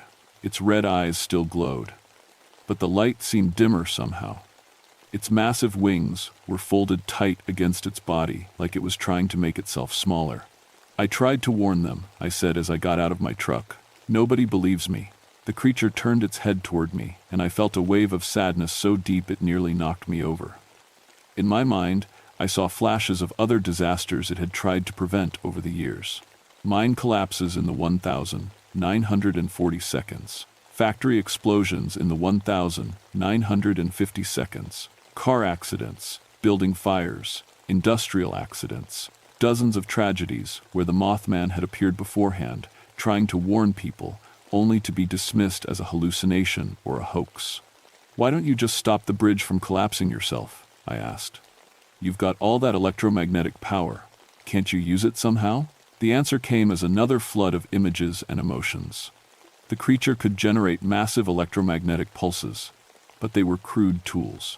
It could knock out power grids or disable vehicles, but it couldn't perform delicate work like repairing metal fatigue or strengthening structural supports. It was like trying to perform surgery with a sledgehammer. And there was something else, a cosmic rule or law that I couldn't quite grasp.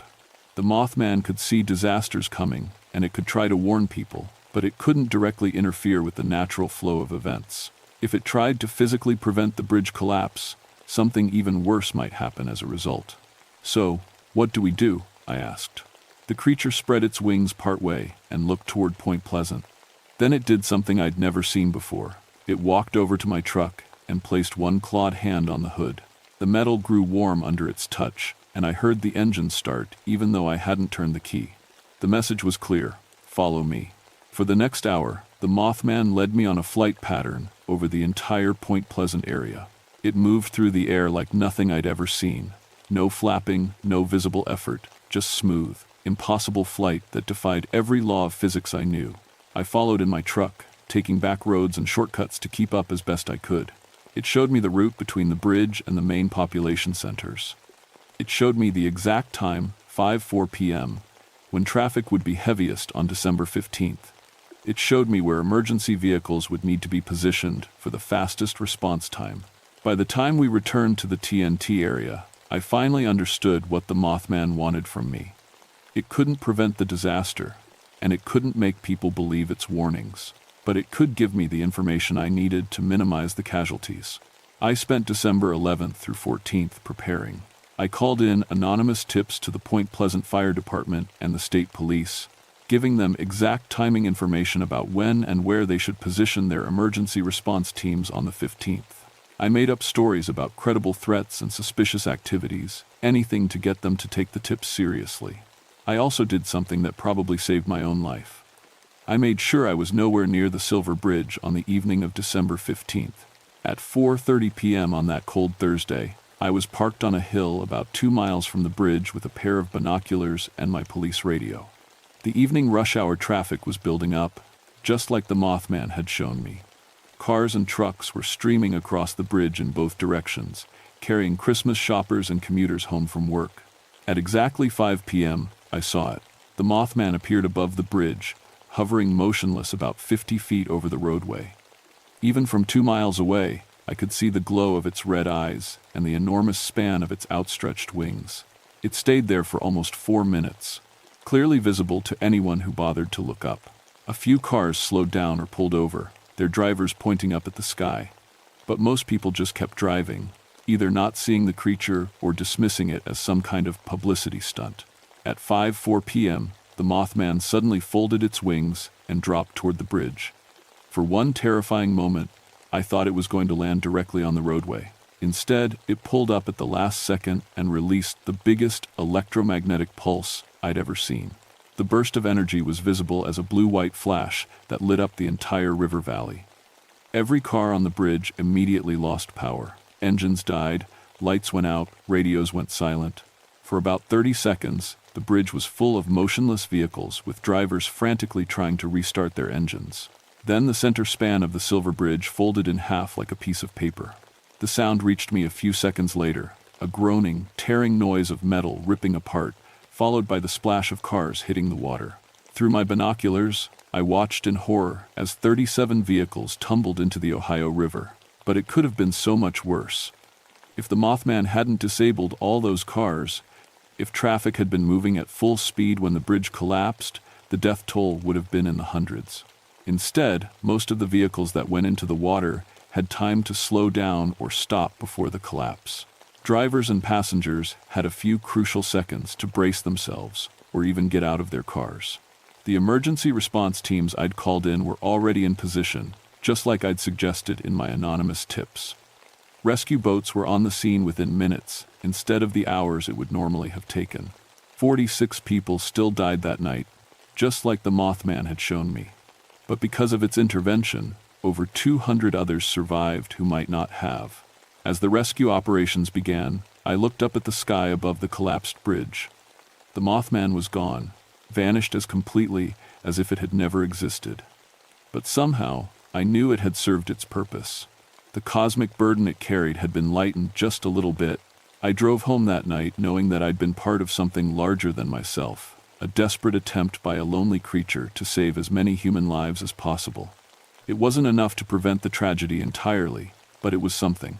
Sometimes, when you're dealing with forces beyond human understanding, something is all you can hope for. I submitted my report about the bridge collapse 3 days later, but I left out any mention of the Mothman. Who would have believed it? Instead, I focused on the electromagnetic anomalies I'd been detecting in the area for weeks, suggesting they might have interfered with the bridge's structural monitoring systems. The official investigation concluded that the collapse was caused by a fatigue crack in an eye-bar in the north suspension chain. The crack had been growing for years, invisible to routine inspections, until the bridge finally couldn't carry the load anymore. Metal fatigue, they called it. A tragic but explainable accident. They never found a connection between the electromagnetic disturbances and the structural failure. As far as the official record was concerned, the two events were completely unrelated.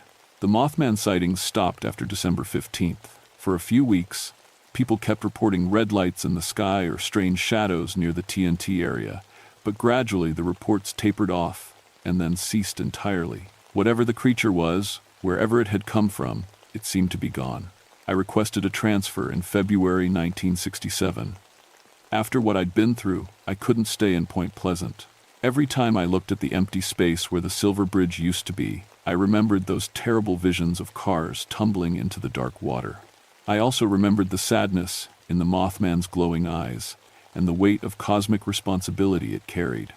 The Park Service moved me to a wildlife refuge in Oregon, as far from West Virginia as I could get while staying in the same job. But even there, 3,000 miles away, I found myself watching the sky at twilight and scanning the tree lines for signs of something that shouldn't exist. Over the years, I've heard stories from other rangers and wildlife biologists about strange encounters in remote areas. Giant birds that fly without flapping their wings, creatures with glowing eyes that appear before natural disasters, electromagnetic anomalies that can't be explained by conventional science. I never tell them about Point Pleasant or the Mothman. Who would believe such a story? But I listen carefully to every report, and I've started to wonder if there might be more than one of these creatures. Maybe they're stationed all over the world, trying to warn us about disasters we can't prevent and tragedies we refuse to see coming. I retired from the Park Service in 1992, but I couldn't bring myself to stop thinking about what I'd witnessed. I started a small consulting company that specializes in disaster preparedness and emergency response planning. Most of my clients think I'm just really good at predicting worst-case scenarios. They don't know that sometimes, late at night, I still get flashes of vision that feel like they're coming from somewhere else. Images of earthquakes, floods, storms, accidents. I can't tell if they're real prophetic glimpses or just the result of an old man's overactive imagination. But I pass along what I see as expert analysis and statistical projections, and sometimes, just sometimes, it helps save lives. I'm 73 years old now, and I've spent 38 years thinking about what happened in Point Pleasant. I've come to believe that the Mothman wasn't a monster at all. It was something closer to an angel, a being from somewhere else that had taken on the impossible job of trying to protect humanity from itself. It failed more often than it succeeded. Most of its warnings went unheeded, and most of the disasters it foresaw came to pass exactly as predicted. But every once in a while, it managed to minimize the damage or save a few extra lives. And maybe, in the cosmic balance of things, that was enough. Last week, my doctor told me I probably don't have much time left. My heart's wearing out, and there's not much they can do about it at my age. So I've decided to write down the whole story, exactly as it happened, in case someone else needs to know. Because I have a feeling the Mothman will be back someday. Maybe not in Point Pleasant, and maybe not in my lifetime. But somewhere, when people are in danger and don't know it yet, I think it will appear again with its glowing red eyes and its impossible wings, trying once more to save us from ourselves. And when that happens, I hope whoever sees it will be smart enough to listen. My name is Gabriel Thornfield, and this is what I saw in the woods of West Virginia in the winter of 1966. I'm not asking you to believe it. I'm just asking you to remember it, in case you ever find yourself face to face with something that shouldn't exist but does anyway. Because if that day comes, you'll need to decide whether to run away in fear or stay and listen to what it's trying to tell you. The choice, as always, will be yours.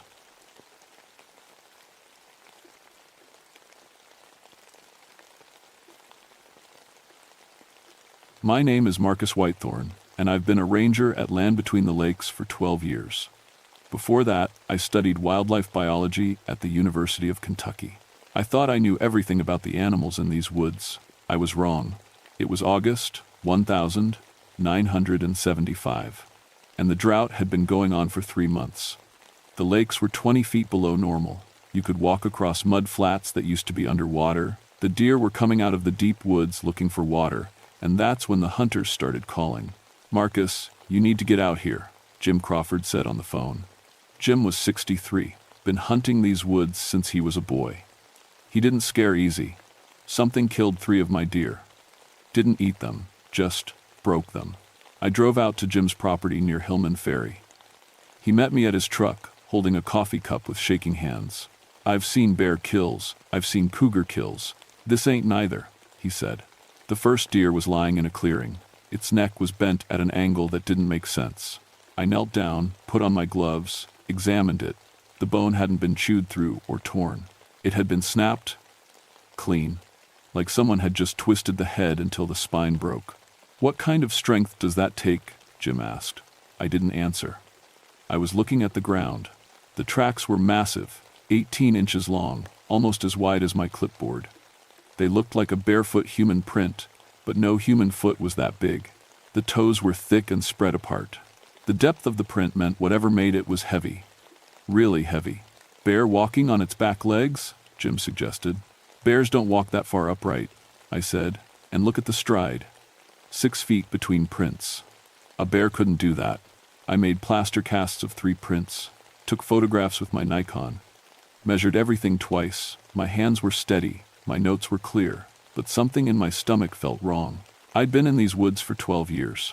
I'd tracked black bears, bobcats, even the occasional lost hiker. I knew the sounds, the smells, the feel of the place. Right then, the forest felt like it was watching me. "You gonna tell me what you think it is?" Jim asked. "I think it's someone pulling a prank," I said. "Big fake feet, scaring the deer, breaking their necks to make it look supernatural." But I didn't believe that. You can't fake a track that deep. You can't fake the weight distribution I was seeing in the soil. That night, I went to the ranger station and pulled out the incident reports from the past 2 months. 7 calls about a wild man in the woods. 4 reports of something walking upright through the trees at night. 2 hunters who swore they'd seen something 9 feet tall. I dismissed them all. Misidentified bears, tall tales, bourbon and imagination. Now I wasn't so sure. The next morning, I hiked into the deep woods near Rushing Creek. That's where most of the sightings had been. The area used to be farmland before the government bought everyone out in the 1960 seconds to make the park. They'd moved whole communities, families who'd lived there for generations. Some of them didn't want to go. I found the old cemetery around noon. Most people didn't know it was there. The government was supposed to relocate all the graves, but they'd missed some. 15 headstones, most of them from the 1800s. Names like Rushing, Whitlow, and Garrett. Some stones had fallen over. Weeds grew everywhere, and there were the tracks again. They circled the cemetery, over and over, like something had been pacing around it, protecting it. I sat down on a fallen log and looked at those tracks. My heart was beating too fast. I'm a scientist. I don't believe in monsters. But 12 years in these woods had taught me one thing. There are animals we haven't classified yet. There are behaviors we don't understand. Nature is bigger and stranger than any textbook. Maybe Bigfoot wasn't a myth. Maybe it was just an unknown primate, smart enough to avoid people, rare enough that nobody could prove it existed. And maybe one of them was living right here, in my forest. I started going to the cemetery every day. I brought my equipment, audio recorders, trail cameras, measurement tools. I was doing real research now, not just checking reports. If there was something out there, I was going to document it properly. The first weird thing I noticed was the sound, or the lack of it. Forests are noisy. Birds, insects, squirrels, wind in the leaves. But when I got within 100 yards of that cemetery, everything went quiet. Not gradually, just suddenly silent, like someone had turned off a switch. My head would start to hurt. A pressure in my chest, like I was underwater. I felt anxious for no reason, like I needed to run. The first few times, I actually turned around and left without meaning to. Then I read about infrasound. Frequencies below what humans can hear, but we can feel them. They cause dread, unease, physical discomfort. Elephants use it. Whales use it. Maybe whatever was out here used it too. On the fourth day, I met Mary Rushing. She was 78 years old. Thin as a rail, with gray hair tied back in a bun. She was standing at the cemetery gate when I arrived, holding a bouquet of wildflowers. "You the ranger everyone's talking about?" she asked. "Yes, ma'am, Marcus Whitethorn. I'm Mary Rushing. My great-great-grandparents are buried here, Samuel and Martha Rushing." She pointed to 2 stones under an oak tree.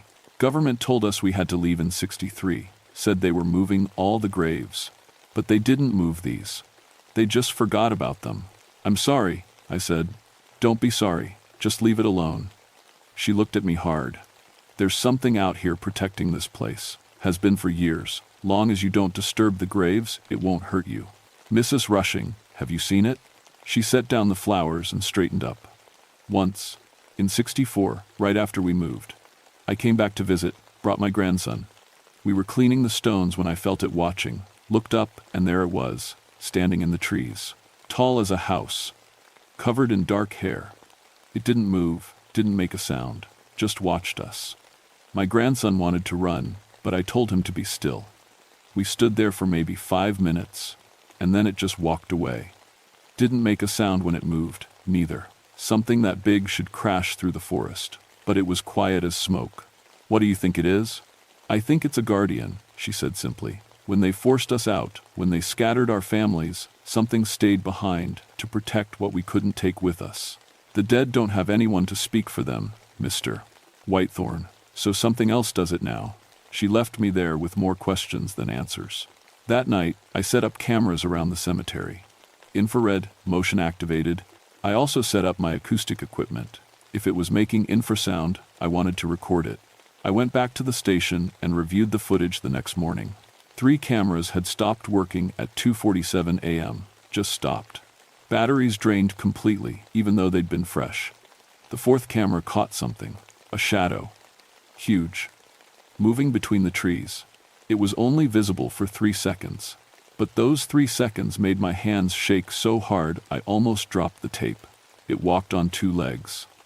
It was massive, and it had looked directly at the camera before everything went dark. Word got around that I was investigating the cemetery. That's when Billy Watson showed up.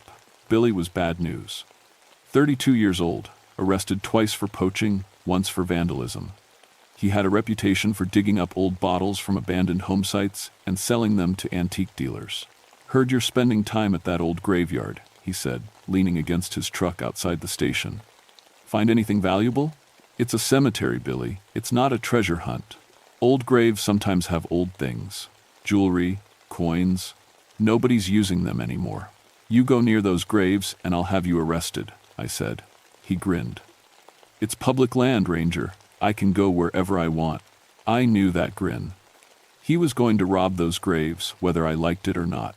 I called the sheriff's office, but they said unless I caught him in the act, there was nothing they could do.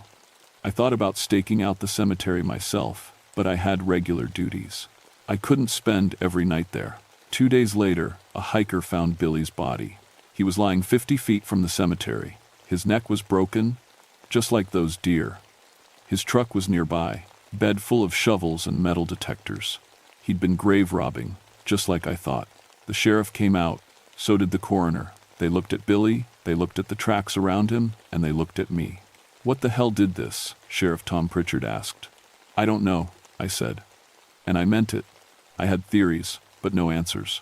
These tracks, he knelt down. What is this? Unknown large primate. Possibly. Don't say Bigfoot. I wasn't going to, but we were both thinking it. They took Billy's body away. The sheriff told me to stay away from the cemetery until they figured out what was going on. I nodded, but I knew I wasn't going to listen. That night, I went back. The forest was different now. The silence was heavier. The pressure in my chest was worse.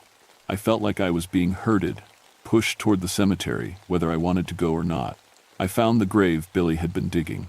He'd gotten about 2 feet down before something stopped him, permanently. I heard a sound then, low, deep. It vibrated in my bones more than my ears. A rumble that seemed to come from everywhere at once. I turned around slowly. It was standing at the edge of the trees, 9 feet tall, maybe more. Covered in dark brown hair, arms that hung down past its knees.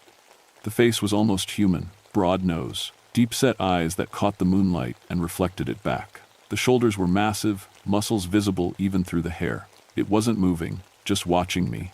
My throat was dry. My legs wanted to run, but I forced myself to stay still. I thought about what Mary Rushing had said. Asterisk, long as you don't disturb the graves, it won't hurt you. Asterisk. I took a step back, away from the hole Billy had dug. The creature's eyes followed me. I took another step back, then another. It didn't move. I backed away slowly until I reached my truck. I got in, started the engine, and drove away. In the rearview mirror, I could see it still standing there, watching until I was out of sight. I didn't sleep that night. The next day, I went to see Dr. Patricia Hayes. She was an anthropologist at UT Martin, studying the displaced communities of land between the lakes. I'd met her at a conference 2 years ago.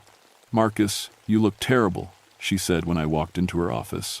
I need to know about the relocations, specifically Rushing Creek. She pulled out a file box. Forced removal, 1963. 243 people displaced. Many of them didn't want to leave. There were protests, legal challenges. The government gave them 90 days to pack up entire lives. What happened to the ones who refused? Marshals came, physically removed them. There were stories of people chaining themselves to their porches, having to be cut loose and dragged away. Some families had been there since the 1,790 seconds. Imagine that, generations in one place, and then told you have 3 months to leave forever. Would that kind of trauma, could it create something? She looked at me carefully. You mean like a protective spirit? A guardian entity? I mean anything. I don't know what I mean anymore. There are stories, she said quietly. In Appalachian folklore, extreme emotional events can imprint on a place, leave something behind. Most cultures have versions of this, guardians, protectors, spirits that defend sacred ground. Do you believe it? I believe that grief and love are powerful forces. I believe that some things can't be explained by science alone, and I believe you've seen something that scared you, Marcus. What was it? I told her everything. When I finished, she sat back in her chair. Don't go back there. I have to. Why? Because it's my job, my forest, my responsibility. Your forest? She shook her head. Marcus, that forest belonged to the Rushing family long before it belonged to the Park Service. Maybe what you're seeing is just claiming what was always theirs. 3 days later, a development company announced plans to build a resort near Hillman Ferry. The survey crew was starting work in a week. Their plans included the area around the cemetery. I knew what was going to happen. I tried to stop it. I talked to my supervisor, to the park administrator, to anyone who would listen. I showed them the cemetery, explained about the cultural heritage, the protected status it should have. They promised to look into it. But in the meantime, the survey crew was coming. The first surveyor was Ross Mitchell, 38, worked for Hammond Development, had a wife and 2 kids. He disappeared on his second day in the field. They found his equipment near the cemetery. His truck was still running. His clipboard was on the ground, pen still attached. The survey stakes he'd been placing were bent in half. Ross himself was never found. That's when the media showed up. That's when the Park Service brought in outside experts. That's when everything became a circus. I couldn't let it continue.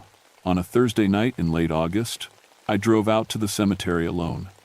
Storm clouds were rolling in, thunder rumbling in the distance. The air smelled like rain and earth. I stood at the gate and called out, "I know you're here. I know what you're protecting. We need to talk." The silence was absolute. Then I felt it, that infrasound pressure, building in my chest. The trees seemed to bend inward, like the forest was focusing on me. It stepped out of the shadows. Closer this time, maybe 20 feet away. I could see details now, the texture of the hair, the scars on its hands, the intelligence in its eyes. This wasn't an animal. This was something else. Something that understood more than I'd given it credit for. "They're going to keep coming," I said. "More surveyors, more construction crews. Eventually they'll bring bulldozers and dig up these graves whether I like it or not, unless I can give them a reason not to." It tilted its head, listening. "I can help you. I can get this place protected. Legal protection, not just, whatever this is. But you have to stop killing people. Even the bad ones. Even the ones who deserve it. Because every death brings more attention, and more attention means more people, and more people means they'll hunt you down." The creature made a sound, not the infrasound rumble, a vocalization complex, layered, almost like speech. It raised one huge hand and made a gesture, pointing to the graves. Then to itself, then to me. I understood. "You're bound to this place," I said. "You can't leave. You're protecting them because no one else will." It nodded. A clear, deliberate human nod. "What are you?" I whispered. It stepped closer. I wanted to run, but forced myself to stay still. It reached out one massive hand and touched my chest, gently, carefully. And I felt it. Grief. Overwhelming, crushing grief. Loss. Anger at being forgotten. Fear that the dead would be disturbed. Love for people long gone. Generations of memory bound up in this creature, protecting what couldn't protect itself. Tears ran down my face. I couldn't help it. "I understand," I said. "I'll make sure they're protected. I promise." It pulled its hand back, made another vocalization. This one sounded almost like approval. Then it turned and walked into the forest, not crashing. Not loud, just gone. Like it had never been there. The rain started as I drove away. It took 6 months, but I did it. I called in every favor I had.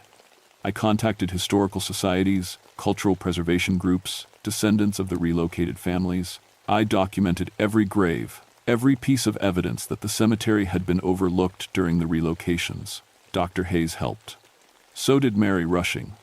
So did descendants from 3 states who'd been trying for years to get recognition for their displaced families. In February 1976, the Rushing Creek Cemetery was designated as a protected cultural heritage site. No development within a mile. No disturbance of the grounds. The Park Service assigned regular maintenance. Descendants could visit any time. I volunteered to be the site manager. I still go there once a week. I check the graves, clear away weeds, make sure the stones are standing. Sometimes I bring flowers from Mary Rushing. She's too old to make the trip anymore, but she still asks about it.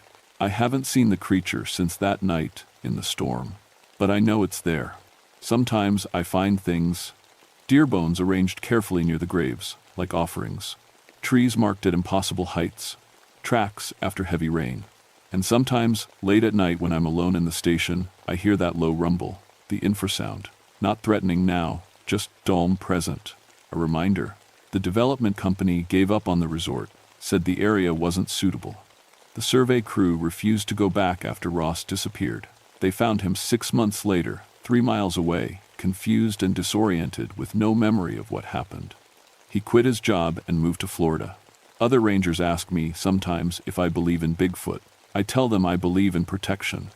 I believe some things are bigger than we understand. I believe that grief and love can take forms we're not ready to see. And I believe that in my forest, in these 170,000 acres between 2 lakes, there are guardians we didn't put there. Protectors who were here before us and will be here after we're gone. I'm okay with that. At night, when I'm locking up the station, I sometimes look toward the deep woods, toward Rushing Creek, and I think about that massive hand touching my chest, sharing grief that wasn't mine but became mine anyway. I think about the families forced to leave, the graves left behind, the thing that stayed to protect them. And I'm grateful, because some things are worth protecting, even by monsters, especially by monsters. My name is Marcus Whitethorn. I've been a ranger at Land Between the Lakes for 13 years now. I thought I knew everything about these woods. I was wrong, but I'm learning.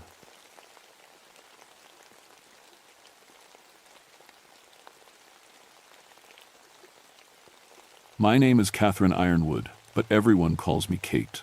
I've been a wildlife ranger for 10 years now, working the high ridges along the Virginia-Tennessee border where Clinch Mountain cuts through the clouds. My job is simple: protect the livestock, manage the predators, and keep the peace between ranchers and nature. I'm good at what I do. I can track a mountain lion through fresh snow, tell you what a bear ate for breakfast by examining its scat, and estimate a deer population by counting browse lines on saplings.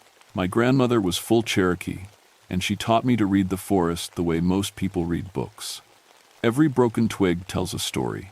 Every disturbed stone has meaning. So when Bill Compton called me that frozen January morning in 1983, saying something was killing his cattle in ways he'd never seen before, I figured it was just another mountain lion. We'd had a harsh winter. Deep snow pushes the big cats down from the peaks, makes them bold and hungry. "Kate, you need to see this," Bill said over the crackling phone line. His voice was shaking. Bill had been ranching these mountains for 40 years. I'd never heard him sound scared before. I loaded my truck with my usual gear: tranquilizer rifle, tracking kit, camera, two-way radio. The roads up to Bill's property were barely passable, snow packed hard as concrete between the trees. It took me 2 hours to reach his ranch, my truck sliding sideways twice on the steep grades. Bill met me at his gate. He looked like he hadn't slept. "It's up on the north pasture," he said. "I only found it this morning. The calf was there last night at feeding time." We hiked up through knee-deep snow. The cold bit through my jacket, sharp and mean. The forest was too quiet. No bird calls, no squirrel chatter, just the crunch of our boots and our breath hanging white in the air. Then I smelled it. Blood and something else, something wrong. The calf lay in a clearing, and I stopped cold. In 10 years, I'd seen dozens of predator kills. This wasn't like any of them. The animal had been opened cleanly, almost surgically. The meat was partially consumed, but not torn away like a cat or bear would do. It looked carved. Bite marks showed canine teeth, much larger than any mountain lion I'd tracked. But what froze me in place were the tracks around the body. I knelt down, brushing snow away from the clearest prints. Front paws, definitely feline, huge, bigger than any mountain lion print I'd ever seen. But the rear tracks, "What the hell?" I whispered. The back prints looked almost human. 5 distinct toe marks, but tipped with claws. And the gait was all wrong. The stride was too long, the rear prints placed like something walking upright. "I told you," Bill said quietly. "My grandfather used to tell stories. He said there was something up here that wasn't quite animal, wasn't quite human." I took photos from every angle, measured the tracks, collected samples of the bite marks using my casting kit. "It's just an unusually large mountain lion," I said, forcing confidence into my voice. "Maybe deformed feet from an old injury." But my hands were shaking as I packed my gear. Over the next week, I found 3 more kills, all cattle, all showing the same impossible tracks, the same too clean butchering. The pattern spread along the highest ridges, moving through old-growth forest, where Cherokee ceremonial sites dotted the landscape, stone circles and prayer rocks that predated white settlement by centuries. I spent my evenings in the ranger station, comparing my photos to every known predator in North America. Nothing matched. I called experts at Virginia Tech, sent them the casting molds of the tracks. They couldn't explain them either. The ranchers started talking. Old stories bubbled up from family histories. The Wampus Cat, they called it. A Cherokee legend about a medicine woman who was cursed for spying on sacred rituals, transformed into a creature that was half human, half mountain cat, doomed to walk the high places forever, protecting the old sites from those who would disturb them. I laughed it off. I had to.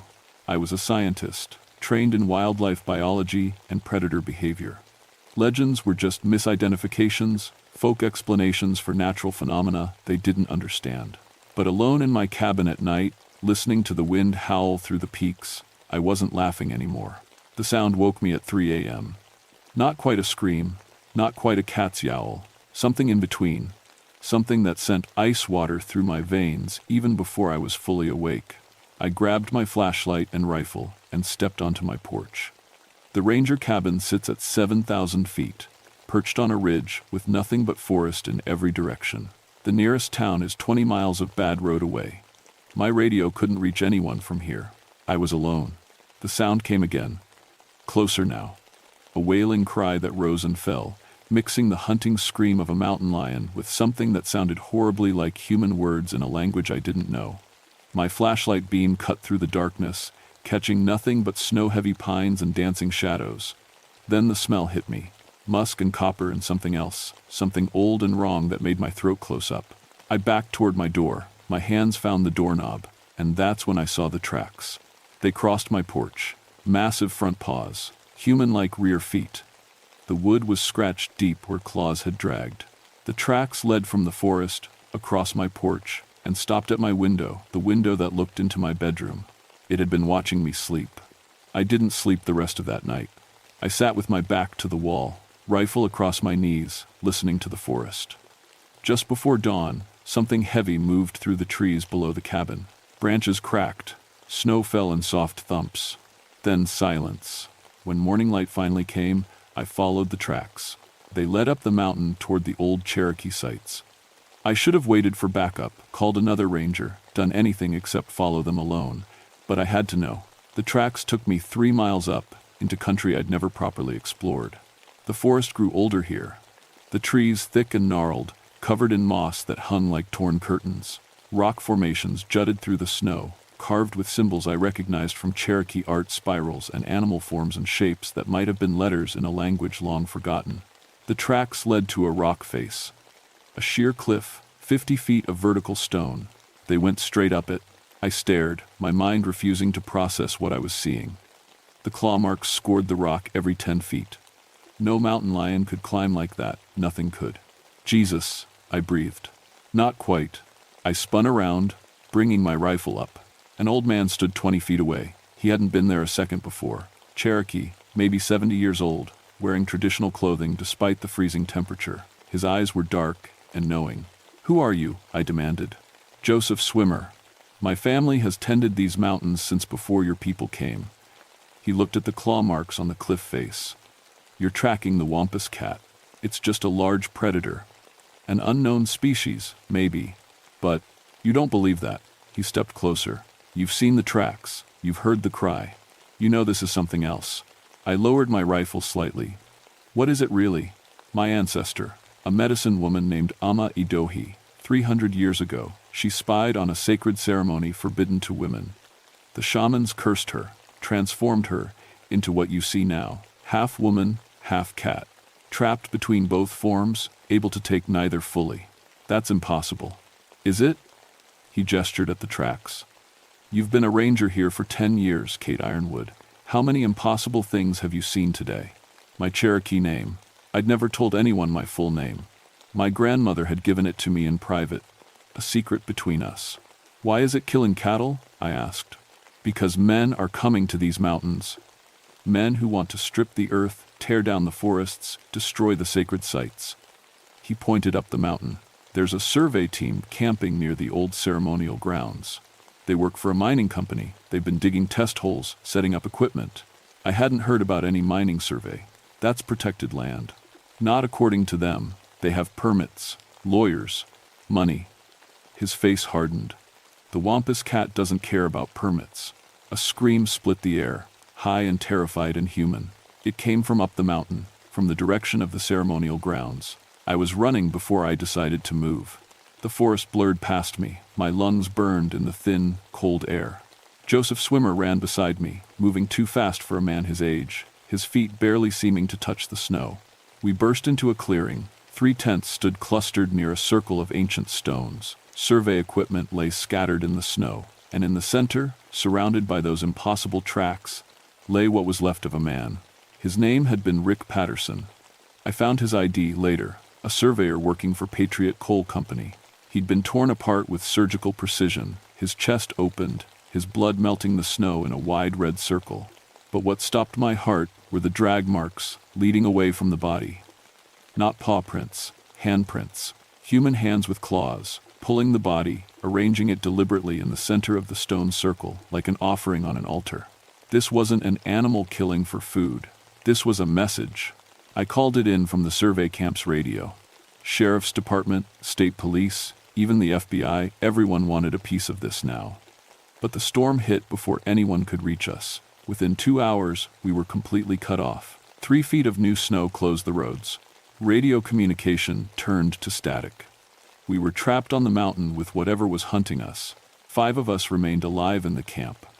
Me, Joseph Swimmer, 2 surviving surveyors named Mike Edwards and Tom Chen, and a mining company security guard called Danny Morrison. Morrison kept a pistol on his hip and kept looking at the forest like he wanted to shoot something. "We should burn sage," Joseph said. "Perform a cleansing ceremony. We should get the hell off this mountain," Morrison snapped. "Hike out if we have to. In this storm?" I shook my head. "We'd freeze to death in an hour. We wait for rescue, barricade the largest tent, take shifts on watch, and..." The sound cut me off. That wailing cry, so close it seemed to come from all directions at once. The walls of the tent bowed inward, like something huge was pressing against them. Then silence. "It's playing with us," Tom whispered. His hands shook as he clutched a hunting knife. "It's a game to it. It's protecting the sacred sites," Joseph said quietly. "We're camped in the middle of a 300-year-old ceremonial ground. We've driven metal stakes into prayer stones. "I don't give a damn about your superstitions," Morrison interrupted. "We're dealing with a big cat, probably a jaguar or a..." The tent wall ripped open. A massive paw reached through, claws each the length of my thumb. But the paw twisted, changed, and suddenly it was a hand, a human hand, covered in tawny fur, with black claws where fingernails should be. The hand grabbed Morrison and yanked him through the tear. He screamed. Oh God, how he screamed. The sound cut off wet and sudden, replaced by tearing noises and the crack of breaking bones. We ran. No planning, no coordination, just blind animal panic. I grabbed my rifle, Tom grabbed a flashlight, Mike just ran. Joseph moved with purpose, leading us away from the camp, deeper into the forest. "This way," he shouted. "The old shelter cave, it's protected, sacred ground." We plunged through the storm, the world gone white and howling. Behind us, something roared, a sound too big for any natural cat, mixing triumph and rage, and something that almost sounded like words. The cave mouth appeared suddenly, a black gap in a wall of stone. We tumbled inside, gasping. Joseph lit a small fire using wood that had been carefully stacked inside. I noticed symbols painted on the walls in what looked like ancient pigments. "We'll be safe here," Joseph said. "This is a place of peace. The curse prevents her from entering." "Her?" Tom's voice cracked. "Ama Idohi, the Wampus cat. She was my ancestor, remember? She still thinks like a woman, even in that form. She understands sacred law." I moved to the cave entrance, peering out into the storm. Yellow eyes stared back at me from 15 feet away. The Wampus cat stood upright like a human, easily 6 feet tall. Its body was that of a massive mountain lion, tawny fur, rippling muscle, a long tail that lashed behind it, but it stood on legs that bent like human legs. Its front paws rested on its chest, and I could see the way they shifted between paw and hand, never quite settling on either form. The face was the worst. Cat features: the muzzle, the fangs, the ears, but the eyes were wrong. They held intelligence, understanding, something that looked back at me and knew what I was thinking. "Kate Ironwood," it said. The voice was rough, mixing growl and human speech. The words were Cherokee, but I understood them somehow, the meaning flowing directly into my mind. "You carry our blood. Why do you defend the destroyers?" "I'm not defending anyone," I said. "I'm trying to understand. Understand this." The creature pointed one claw-tipped finger at the ceremonial grounds below. "They come to tear open the earth, to poison the water, to cut the old trees and scatter the stones where your grandmothers prayed. I was cursed to prevent exactly this. By killing people? By protecting what remains." The yellow eyes narrowed. "3 of you are guilty. The man who drove the stakes into prayer stones, I took him. The man who planned to poison the creeks to extract coal, I will take him. The boy who laughed while breaking sacred markers, he will be last." My blood went cold. She meant Mike. The young surveyor huddling by the fire had vandalized the Cherokee sites. "How many have you killed?" I asked. 3 this winter, 7 last year, 12 the year before. The creature's ears flattened. "More come every season. I am one. They are legion. There has to be another way. Show me." The wampus cat sat back on her haunches, an eerily human gesture from a monster's body. "Show me how to stop them without blood. Your words? Your laws? They ignore both, but they fear death. Fear is the only language they understand." Behind me, Mike was crying softly. Tom gripped his knife so hard his knuckles were white. Joseph sat cross-legged, singing something low and rhythmic in Cherokee. "Give me time," I said. "Let me." The creature moved. 1 second she was 15 feet away, the next she was at the cave entrance, so fast my eyes couldn't track the movement. Her face pressed close to the invisible barrier that Joseph's sacred ground created. "Time," she hissed. "I have had 300 years, Kate Ironwood. I have watched the forests fall and the mountains bleed. I have seen every promise broken, every treaty torn apart. Time is the enemy of these mountains." She turned and melted into the storm, but her voice came back, carried on the wind. "When morning comes, leave this place. Take the old Cherokee road down the north slope. If I find you here after dawn, sacred ground will not save you. I will wait until hunger drives you out." The storm howled, the fire crackled, and we sat in the cave, knowing that something worse than winter waited outside. Dawn came gray and bitter. The storm had passed, leaving 4 feet of new snow that had transformed the forest into a white tomb. Mike hadn't spoken since the night before. Tom kept the hunting knife in his hand even when he slept. Joseph had been chanting prayers through the night, his voice growing hoarse. I'd been thinking about the wampus cat's words, about the mining permits and survey stakes and broken promises, about my grandmother's stories of the old times when Cherokee law governed these mountains. "Joseph," I said, "tell me about the curse. Exactly what were the terms?" He looked at me with red-rimmed eyes. "Ama Idohi was cursed to guard the sacred sites until the Cherokee people no longer needed protection, until peace was restored between the people and the land. So there's a way to break it? In theory, a descendant of both the cursed and the cursers would have to perform a ceremony of reconciliation, bridge both worlds, acknowledge both histories." He paused. "But Kate, that's impossible. The shamans who cursed her are long dead. Their bloodlines are scattered. My grandmother was Cherokee. She was a swimmer, same clan as you." I pulled out my ranger ID, showing him my full name. Catherine Ironwood. But my grandmother's name was Idohi. Joseph went very still. "Idohi, that was Ama Idohi's clan name, yes. I'd figured it out during the long night. My grandmother always said our family had a responsibility to these mountains. I thought she just meant as rangers, but it was more than that, wasn't it? The cursers and the cursed, both in your blood." Joseph stood slowly. "It could work. If you performed the peace ceremony, acknowledged the wrong done to her and the necessity of the curse, offered a new path forward. She might be freed," I finished, "or at least bound to new terms." Tom laughed, high and broken. "You're talking about negotiating with a monster that's killed a dozen people. I'm talking about ending a 300-year war." I checked my rifle, though I knew bullets wouldn't help me now. "I need to find her." "She'll kill you," Mike whispered. "Maybe, but I have to try." Joseph gave me a small leather pouch, sacred tobacco, cornmeal, sage, the traditional offerings. If she agrees to listen, make a fire, burn these, speak the words of peace. He taught me the Cherokee phrases, made me repeat them until I had them memorized. Then I walked out into the snow. The forest was silent. Not even wind stirred the branches. I followed the tracks, always, those impossible mixed tracks back toward the ceremonial grounds. The survey camp was destroyed. The tents were shredded, equipment smashed, but no more bodies. She'd kept her word about giving us until morning. I found her at the stone circle.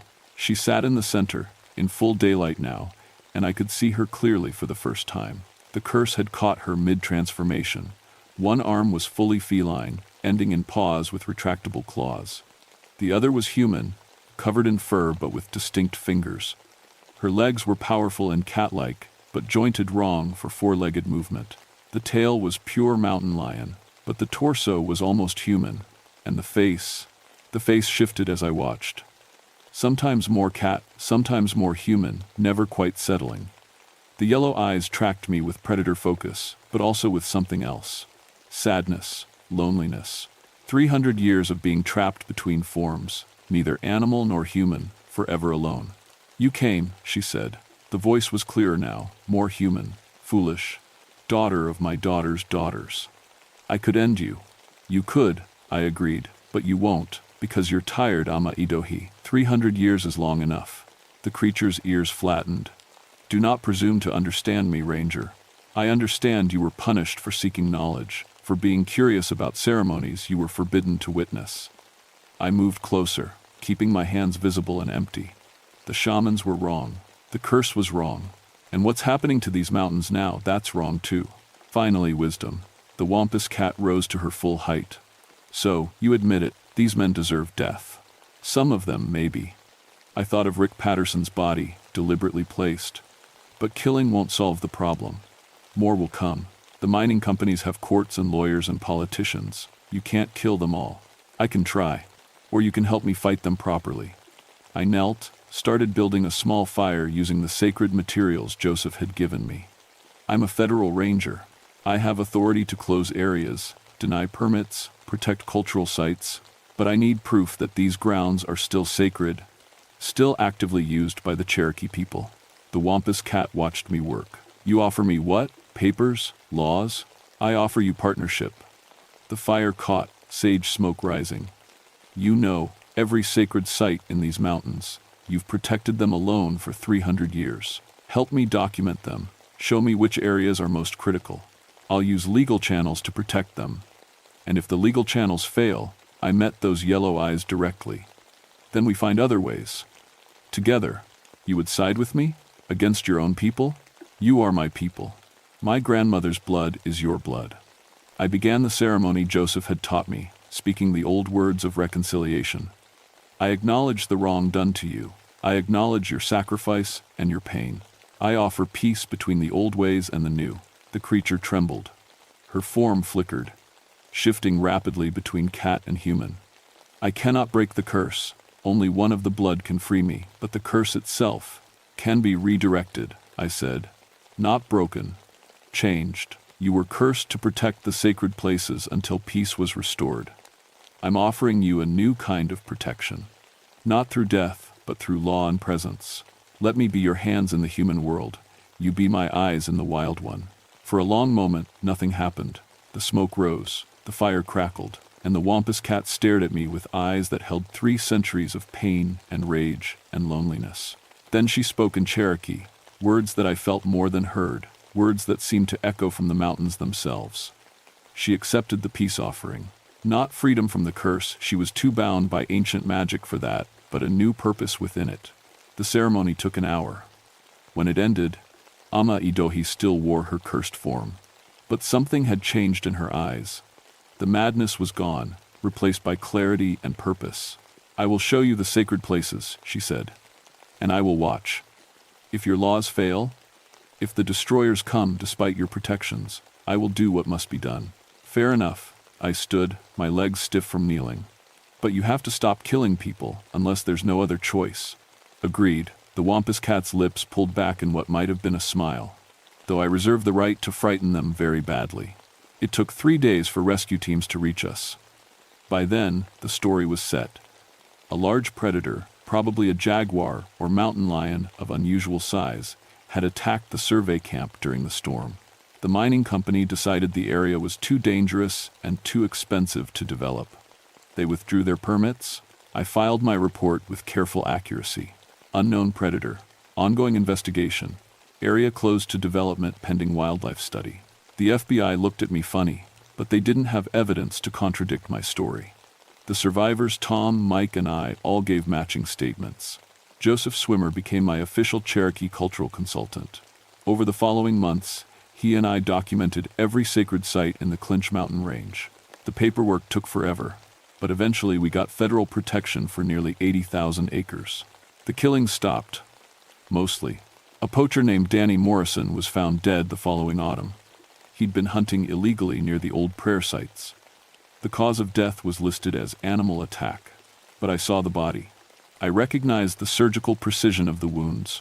A developer scout who tried to survey the protected areas for a ski resort vanished the next winter. They found his remains in the spring, arranged carefully in a stone circle. The message was clear. I still work these mountains. I'm the senior ranger now, responsible for the entire Clinch Mountain Wildlife Management Area. My office is filled with maps marking the sacred sites, the protected zones, the boundaries that must not be crossed. Sometimes, on my rounds, I find gifts. A perfectly preserved eagle feather left on my truck hood, a circle of white stones arranged outside my cabin. Once, a deer carcass butchered with surgical precision, enough meat to last me a month, left where only I would find it. I never see her. Not directly, but I feel her presence. The wampus cat still walks these ridges, still guards the old places. She's just more selective about how she protects them now. Last month, a mining company executive called my office. He wanted to discuss reconsidering the protected status of certain areas. I told him I'd need to conduct a thorough wildlife survey first. While we were talking, I heard scratching on my office window, slow, deliberate, the sound of very large claws on glass. The executive heard it too. His voice went high and thin. "What was that?" "Just a branch," I said. "We get a lot of wind up here." "Right. Wind." He cleared his throat. "You know what, Ranger? On second thought, I think we'll focus our development on other regions. Clinch Mountain can stay wild." "I think that's a wise decision," I said. After we hung up, I looked at the window. 4 long scratches marked the glass, and in the forest beyond, just for a moment, I saw yellow eyes watching me from the shadows. Then they were gone. My grandmother used to say that some places belong to the old ways, and were just visitors passing through. She was right.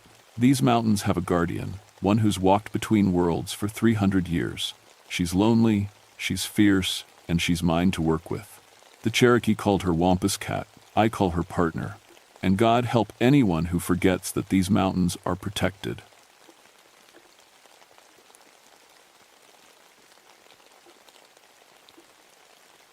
My name is Samuel Bridgewater, and I've been a forest ranger for 15 years. People call me Sam. I patrol the deep parts of Ouachita National Forest in Arkansas, where the trees grow so thick you can't see the sky. Most folks never go where I work. It's just me, the animals, and miles of green wilderness. I thought I'd seen everything these woods could throw at me. Bears, wild hogs, lost hikers, drug runners. I was wrong. July 1971 was the hottest summer on record. The heat stuck to you like wet clothes, and the air was so thick you could almost chew it. The drought had been going on for weeks. Even the Caddo River was running low, showing muddy banks that hadn't seen daylight in years. I was checking my usual route near Caddo Gap when the radio crackled to life. "Sam, you copy?" It was Sheriff Carl Phillips from the county seat. "I'm here, Carl. What's up?" "Got some strange reports coming in from the Fook area. Folks saying something's been bothering their homes at night. Probably just teenagers raising hell, but the families are pretty spooked." I knew the Fook area. It's where the forest meets the swamp, 45 miles from the nearest real town. The families out there live in old farmhouses, surrounded by nothing but trees and water. They're tough people who don't scare easy. "What kind of bothering?" I asked. "Torn screens, damaged porches. One family said something tried to get in their house, found footprints they say don't look right. I sighed. It was probably kids, or maybe a bear getting into garbage. But I had to check it out. I'll head over there today, I told him. The drive to the first house took me deep into the bottoms, where the road turned to gravel, then dirt. Spanish moss hung from cypress trees like old curtains. The air smelled of mud and rotting plants.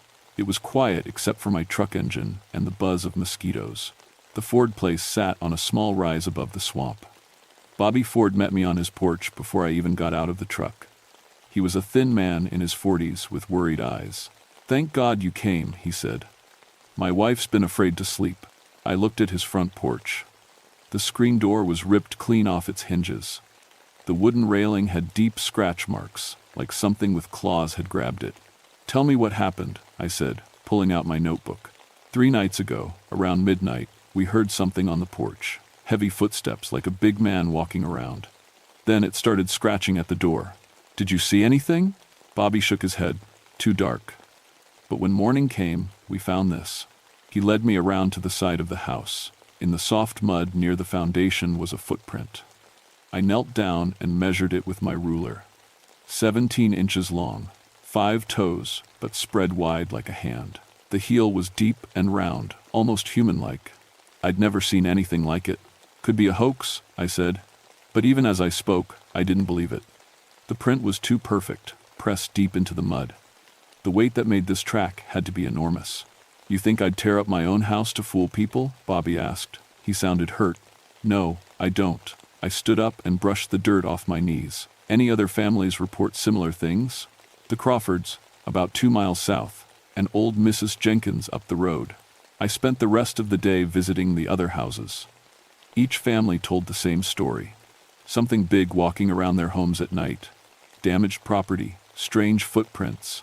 At the Crawford place, I found something that made my blood run cold. Jim Crawford wasn't home, but his wife Sarah showed me where they'd found their dog. The animal was dead, lying beside their chicken coop. It was a big German shepherd, probably 80 pounds. Whatever killed it had twisted its neck completely around. "Rex was a good guard dog," Sarah said, her voice shaky. "He wasn't afraid of anything." I examined the dog's body. No claw marks or bite wounds. Just that impossible twisted neck, like someone had grabbed its head and spun it like a bottle cap. As the sun started going down, I made camp near the Crawford place. I told Sarah I'd keep watch, make sure nothing bothered them during the night. I sat in my truck with the windows down, listening to the swamp sounds, frogs croaking, night birds calling, the splash of a gator in the distance. Normal sounds. Then, around 11 o'clock, everything went quiet. The silence was so complete, it made my ears ring. Even the insects stopped buzzing. I'd been in these woods long enough to know that when nature goes quiet, there's a reason. I grabbed my flashlight and stepped out of the truck. The beam cut through the darkness, showing nothing but trees and Spanish moss, but I could feel something watching me. The hair on the back of my neck stood up. That's when I smelled it. It was like a wet dog, but stronger. Mixed with something else, something wild and musky that made my stomach turn. The smell was so thick, I could taste it. I clicked on my radio. "Carl, you there?" Static. "Carl, this is Sam. Please respond." More static. My radio had never failed before. I was about to get back in the truck when I heard it. A sound like wood creaking, coming from the Crawford house. I pointed my flashlight toward the porch and saw the front steps sagging under an enormous weight. But there was nothing there. The steps groaned again, and I saw the wooden boards bend down as if something invisible was walking up them.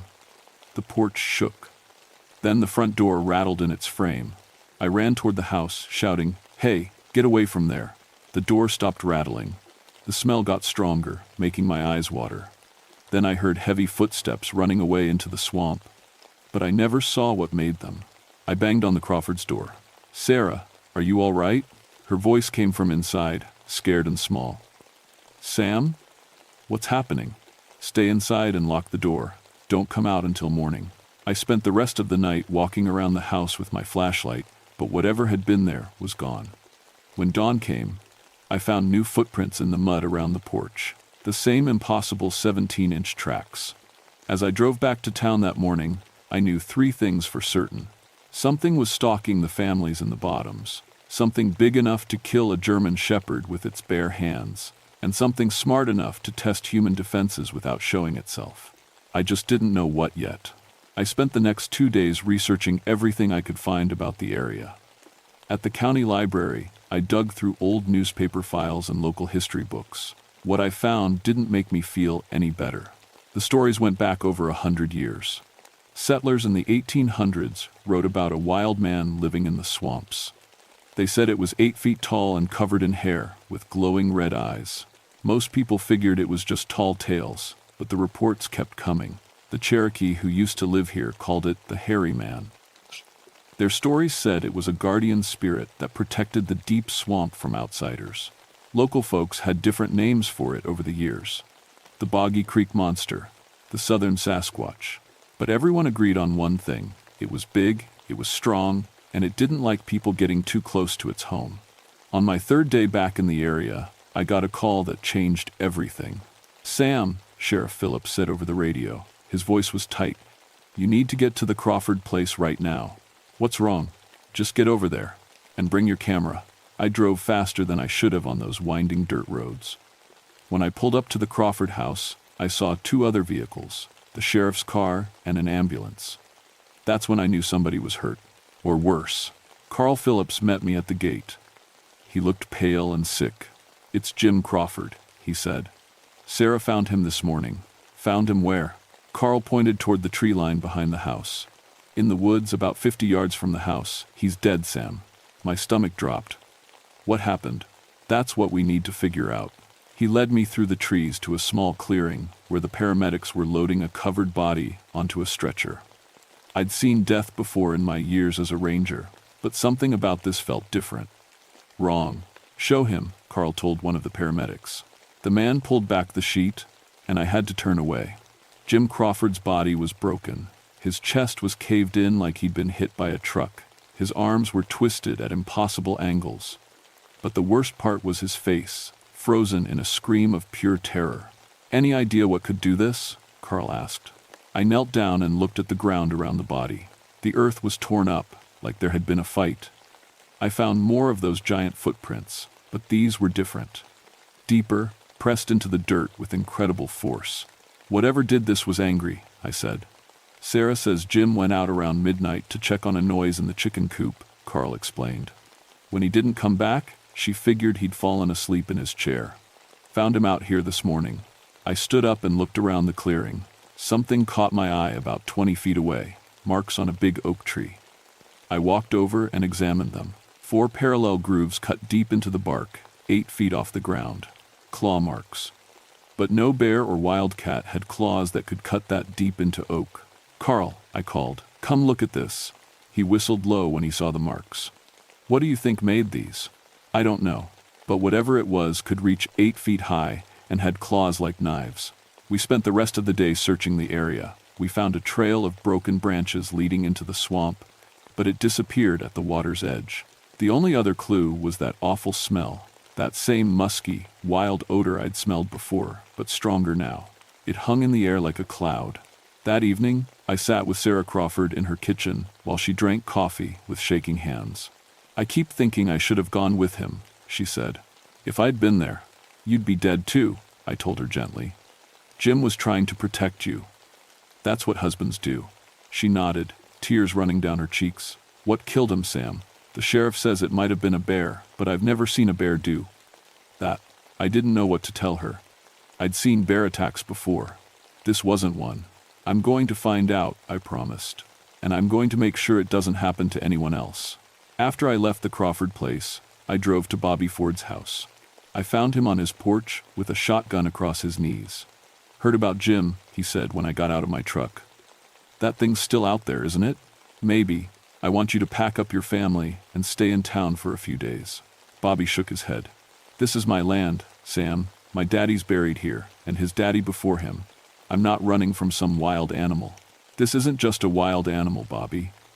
Jim Crawford was a strong man, and something tore him apart like he was made of paper. "Then I'll be ready for it." He patted the shotgun. "Double-aught buckshot will stop anything that walks on 4 legs. What if it doesn't walk on 4 legs? Bobby gave me a strange look, but I didn't explain. I couldn't explain something I didn't understand myself. That night, I made camp in the woods between the Ford place and old Mrs. Jenkins' house. I figured if this thing was working its way through the area, one of them would be next. I set up motion sensors around my campsite and kept my rifle loaded. Every shadow looked like a threat. Every sound made me jump. Around 2 in the morning, one of my sensors went off. I grabbed my rifle and flashlight and headed toward the Jenkins place.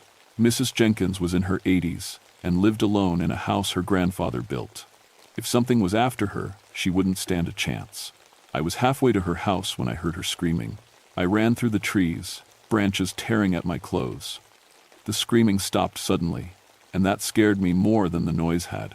When I reached the clearing around her house, I could see lights on inside. The front door was hanging open, swaying in the breeze. "Mrs. Jenkins," I called. "Are you all right?" No answer. I approached the house slowly, rifle ready. The porch steps were covered in mud and leaves, like something had tracked dirt from the swamp. The smell was there again, so strong it made my eyes water. I stepped through the front door and found Mrs. Jenkins in her living room. She was sitting in her rocking chair, staring at the far wall, alive, but not responding when I called her name. "Mrs. Jenkins? It's Sam Bridgewater. Are you hurt?" She turned to look at me slowly, like she was waking up from a dream. Her eyes were wide with shock. "It looked at me," she whispered. "Right through the window. Its eyes were red like hot coals." "What looked at you?" "The hairy man, just like my grandmother used to tell stories about. But bigger. So much bigger." I helped her to the kitchen and made her some tea. Her hands were shaking so badly she could barely hold the cup. "Tell me exactly what happened," I said. "I was in bed when I heard something on the porch. Heavy footsteps, like a man wearing big boots. Then it started scratching at the walls, like it was looking for a way in." "What did you do?" I got up and looked out the window. She took a sip of tea. "That's when I saw it, standing right there in my yard, looking back at me." "Can you describe it?" "Tall as a tree, covered in dark hair. Its face was like a man's but wild, primitive, and those eyes," she shuddered. "It tilted its head at me, like it was curious, like it was studying me." "How long did it watch you?" "Felt like hours, but probably just a few minutes. Then it turned and walked away into the swamp." "But Sam, it walked on 2 legs. Like a man." I stayed with Mrs. Jenkins until dawn, then helped her pack a bag. I drove her to town myself and made sure she had a place to stay with her daughter. On the drive back to the forest, I tried to make sense of what I was dealing with. The footprints, the incredible strength, the intelligence it showed in testing the houses. Everything pointed to something that shouldn't exist. But Jim Crawford was dead. That was real enough. And whatever killed him was still out there in the swamp, getting bolder. Word spread fast in a small community like ours. By the end of the week, everyone knew about Jim Crawford's death and the strange things happening in the bottoms. Most people stayed away from the area, but that just made my job harder. I couldn't protect people who insisted on staying, and I couldn't catch something I couldn't understand. Sheriff Phillips brought in a tracker from Little Rock, a man named Roy Benson who had a reputation for finding things others couldn't. Roy was a small, wiry guy with sharp eyes and 20 years of experience hunting everything from lost children to escaped convicts. "Show me these tracks," he said when we met at the Ford place. I led him to the clearest prints I'd found. Roy knelt down and studied them for a long time, measuring and taking photos. "These are real," he said finally. "Whatever made them weighs at least 500 pounds, maybe more. The depth and spacing suggest it's bipedal, walks on 2 legs most of the time." "Any idea what it could be?" Roy shook his head. "I've tracked bear, big cats, wild hogs, even circus animals that got loose. Never seen anything like this. The stride length suggests it's 8 feet tall, maybe taller. Think you can follow its trail?" "I can try, but if this thing is as dangerous as you say, I want backup." We spent the next day following the tracks deeper into the swamp. Roy was good at his job. He could spot signs I would have missed. Bent reeds, disturbed mud, even scratches on trees where the creature had passed. The trail led us to a part of the swamp I'd never explored, where the water was dark as coffee and cypress trees grew so thick they blocked out the sun. The air was thick with moisture and the smell of decay.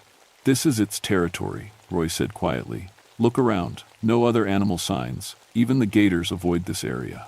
He was right. The silence was unnatural. No birds, no insects, No splash of fish jumping, just the sound of water lapping against the trees and our own breathing.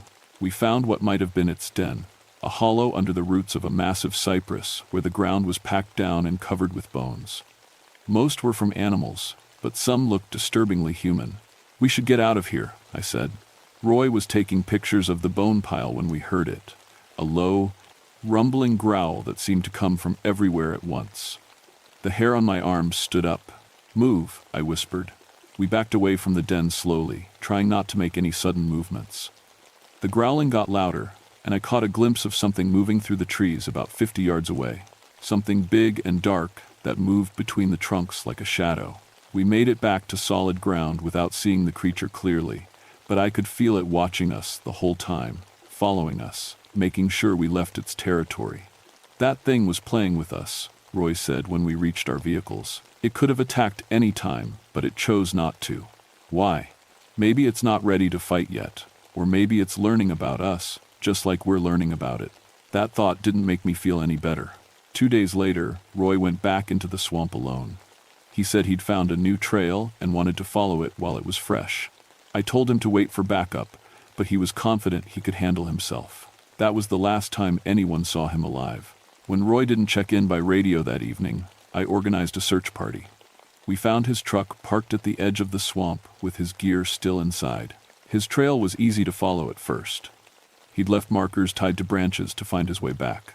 The markers led us deep into the swamp, to a small island covered with cattails. That's where the trail ended. We found Roy buried under 2 feet of mud and vegetation, like something had tried to hide the body. The local doctor said he'd been dead for hours, but he couldn't determine the cause of death. No obvious wounds, no broken bones.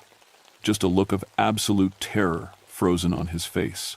"Heart attack, maybe," the doctor suggested. "Extreme fear can stop a man's heart." I didn't argue, but I'd seen Roy face down armed fugitives without breaking a sweat. It would take more than fear to kill a man like that. After we recovered Roy's body, I made a decision.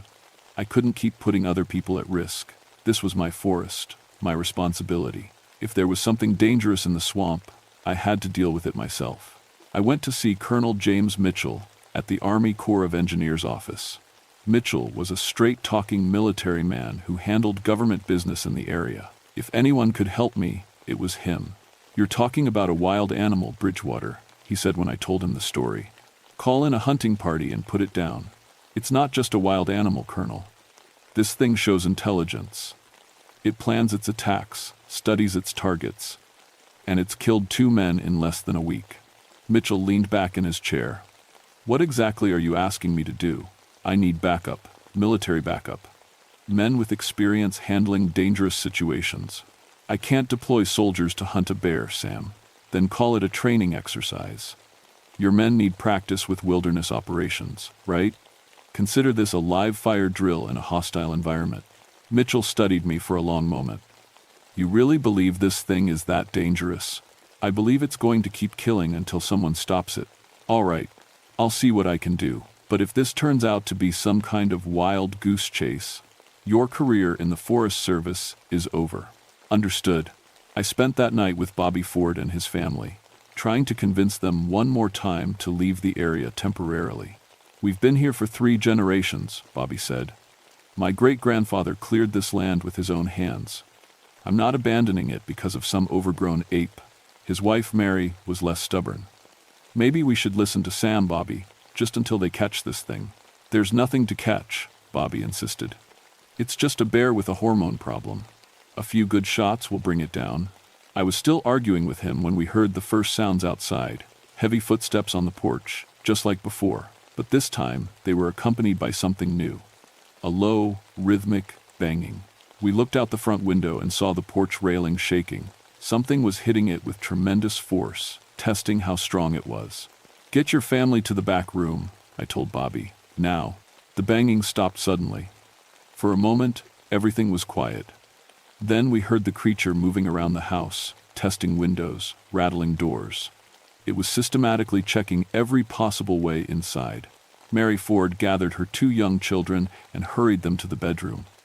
Bobby grabbed his shotgun and moved to the front window. "I can see it," he whispered. I joined him at the window. In the pale moonlight, I got my first clear look at the thing that had been terrorizing the area.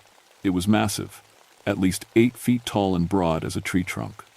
Dark hair covered its body, and its face was a mix of human and animal features. Intelligent eyes, but wild and primitive. When it turned its head toward the window, I saw those red eyes Mrs. Jenkins had described. It looked directly at us, tilted its head slightly, then picked up a piece of firewood from the porch. With casual ease, it threw the log through the front window. Glass exploded across the living room. The creature stepped through the broken window frame like it was walking through a doorway. Bobby fired his shotgun point blank into the creature's chest. The blast knocked it backward a step, but it didn't fall, didn't even seem hurt. It just looked down at the small tears in its hair, where the buckshot had hit, then looked back at Bobby, and smiled. That's when I knew we were dealing with something beyond normal understanding. This wasn't just a large animal. This was something that could think, plan, and apparently survive a shotgun blast to the chest. I grabbed my radio and called for help, but got only static in return. The creature had somehow disrupted our communications, just like it had the first night. The thing stepped farther into the room, and I noticed it was carrying something, a long, straight branch it had broken from a tree. It held the branch like a club, testing its weight and balance. Tool use, planning, intelligence. This was no ordinary animal. The creature stood in the middle of Bobby Ford's living room, holding that makeshift club and studying us with those terrible red eyes. In the close confines of the house, it looked even bigger. Its head nearly touched the ceiling, and its shoulders were broader than the doorway.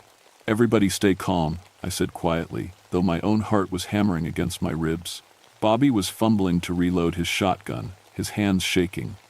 The creature watched him with what looked like curiosity, head tilted to one side like a dog watching a trick. From the back room, I could hear Mary Ford whispering prayers and trying to keep her children quiet. The creature took a step toward Bobby, and I made a decision. I stepped between them. "That's far enough," I said, raising my rifle. The thing looked at me and made a sound. Not quite a growl, but something like communication. It was trying to tell me something, but I couldn't understand what. Then it did something that changed everything. It pointed at Bobby with one massive finger, then made a gesture toward the back room where his family was hiding. The meaning was clear. Asterisk. Give me the man, and I'll leave the others alone. Asterisk. This wasn't random violence. It had a purpose, a plan. But why Bobby? What had he done to earn this thing's attention? "I'm not giving you anyone," I told it. The creature studied me for a long moment, then nodded slightly. It understood what I'd said. It was intelligent enough to communicate, even if we couldn't speak the same language. That's when Bobby finished reloading his shotgun. He stepped around me and fired again, this time aiming for the creature's head. The shot went wide, blasting a hole in the wall behind the creature.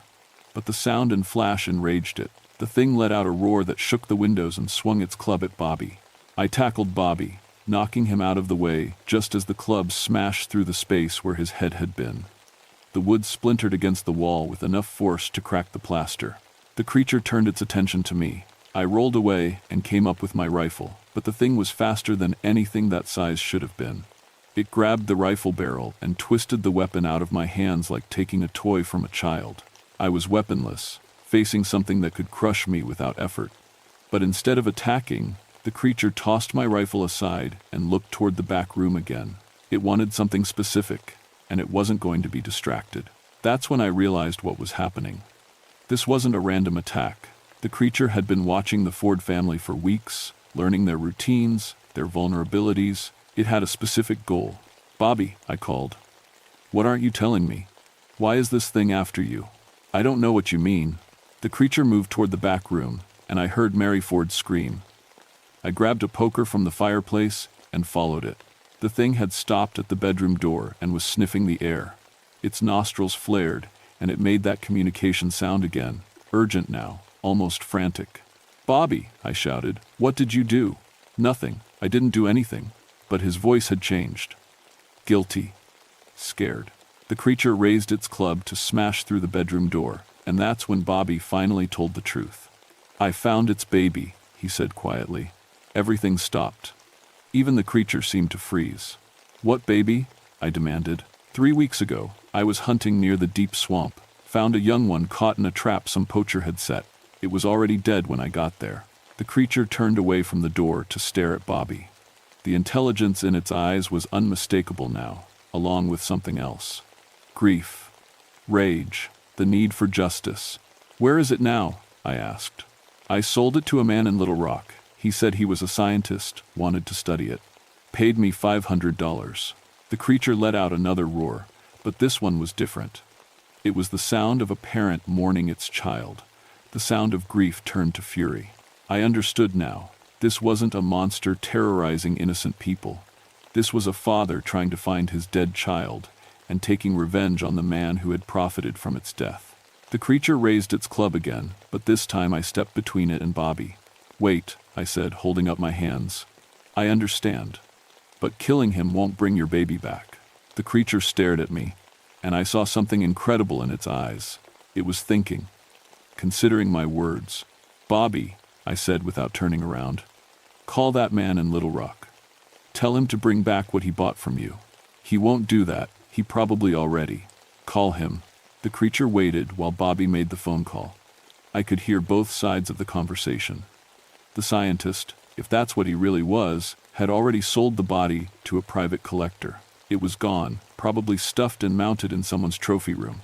When Bobby hung up, the creature looked at me questioningly. I had to tell it the truth. "I'm sorry," I said. "Your child is gone, but this man didn't kill it. He found it already dead." The creature stared at Bobby for a long moment, then back at me. It was trying to decide what justice looked like. That's when I heard vehicles outside. Military vehicles. Colonel Mitchell had come through with his promise of backup.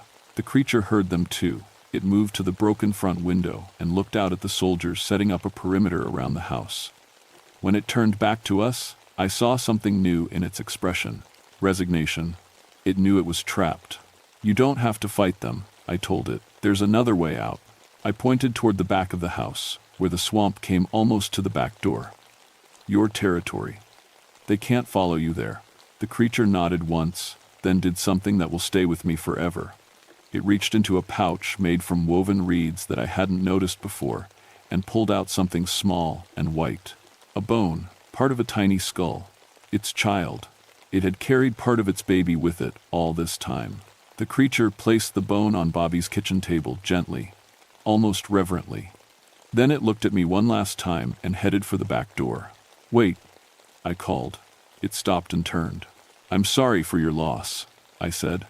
The creature tilted its head, and for just a moment, I saw something almost human in its expression. Acknowledgement, understanding, maybe even forgiveness. Then it was gone, disappearing into the swamp as silently as smoke. The soldiers found the house empty except for us. They searched the swamp for 3 days but found nothing. No tracks, no traces, no sign that anything unusual had ever lived there. 3 months later, I was sitting in a psychiatrist's office in Little Rock, trying to explain why I couldn't sleep. The nightmares weren't about the creature. They were about the look in its eyes when it placed that tiny bone on the table. Dr. Sarah Chen was a kind woman who specialized in treating law enforcement officers with PTSD. She listened without judgment as I told her about the case that ended my career. "The official report says you suffered a nervous breakdown brought on by stress and isolation," she said. "But that's not what really happened. Is it? The official report says a lot of things that aren't true. After the military training exercise in the swamp, things moved quickly. The Ford family was relocated under a government assistance program. Mrs. Jenkins was moved to a nursing home in town. The entire area was declared a restricted military zone for environmental testing. Nobody talks about what really happened out there. Jim Crawford's death was attributed to a bear attack. Roy Benson died of natural causes. The reports were filed, the area was closed, and everyone involved was encouraged to find new careers. I took early retirement with full benefits and a disability rating for PTSD. The Forest Service was very generous, as long as I signed papers agreeing never to discuss the Caddo Gap incident. "Do you regret how it ended?" Dr. Chen asked. I thought about that question for a long time. I regret that a father lost his child. I regret that people died. But I don't regret treating that creature like a thinking being instead of just a monster. Do you think it's still out there? I know it is. Sometimes, when the wind is right, people in the area report a strange smell coming from the swamp. And there are still stories. Hunters finding impossible footprints, campers hearing sounds that don't match any known animal. Doesn't that worry you? Not anymore. It got what it wanted. Its territory protected, its child's memory honored. I think it just wants to be left alone now. Doctor, Chen made some notes in my file. You've made remarkable progress, Sam. The nightmares are less frequent, and you're sleeping better. How do you feel about possibly returning to work? I've been thinking about teaching. Maybe wildlife biology at the community college. Help people understand that there's more in the woods than we think, and most of it deserves our respect, not our fear. After my appointment, I drove back to Arkansas. I have a small cabin now, 50 miles from Caddo Gap, but still close enough to keep an eye on things. Local folks know I used to be a ranger, and sometimes they ask me about strange things they've seen in the woods. I listen to their stories and give them advice. Respect the forest, don't take more than you need, and remember that you're a guest in something else's home. Most people think I'm just a burned-out ex-ranger with too much imagination. But every now and then, someone comes to me with a story that sounds familiar. Impossible footprints. A smell like wet fur and wilderness.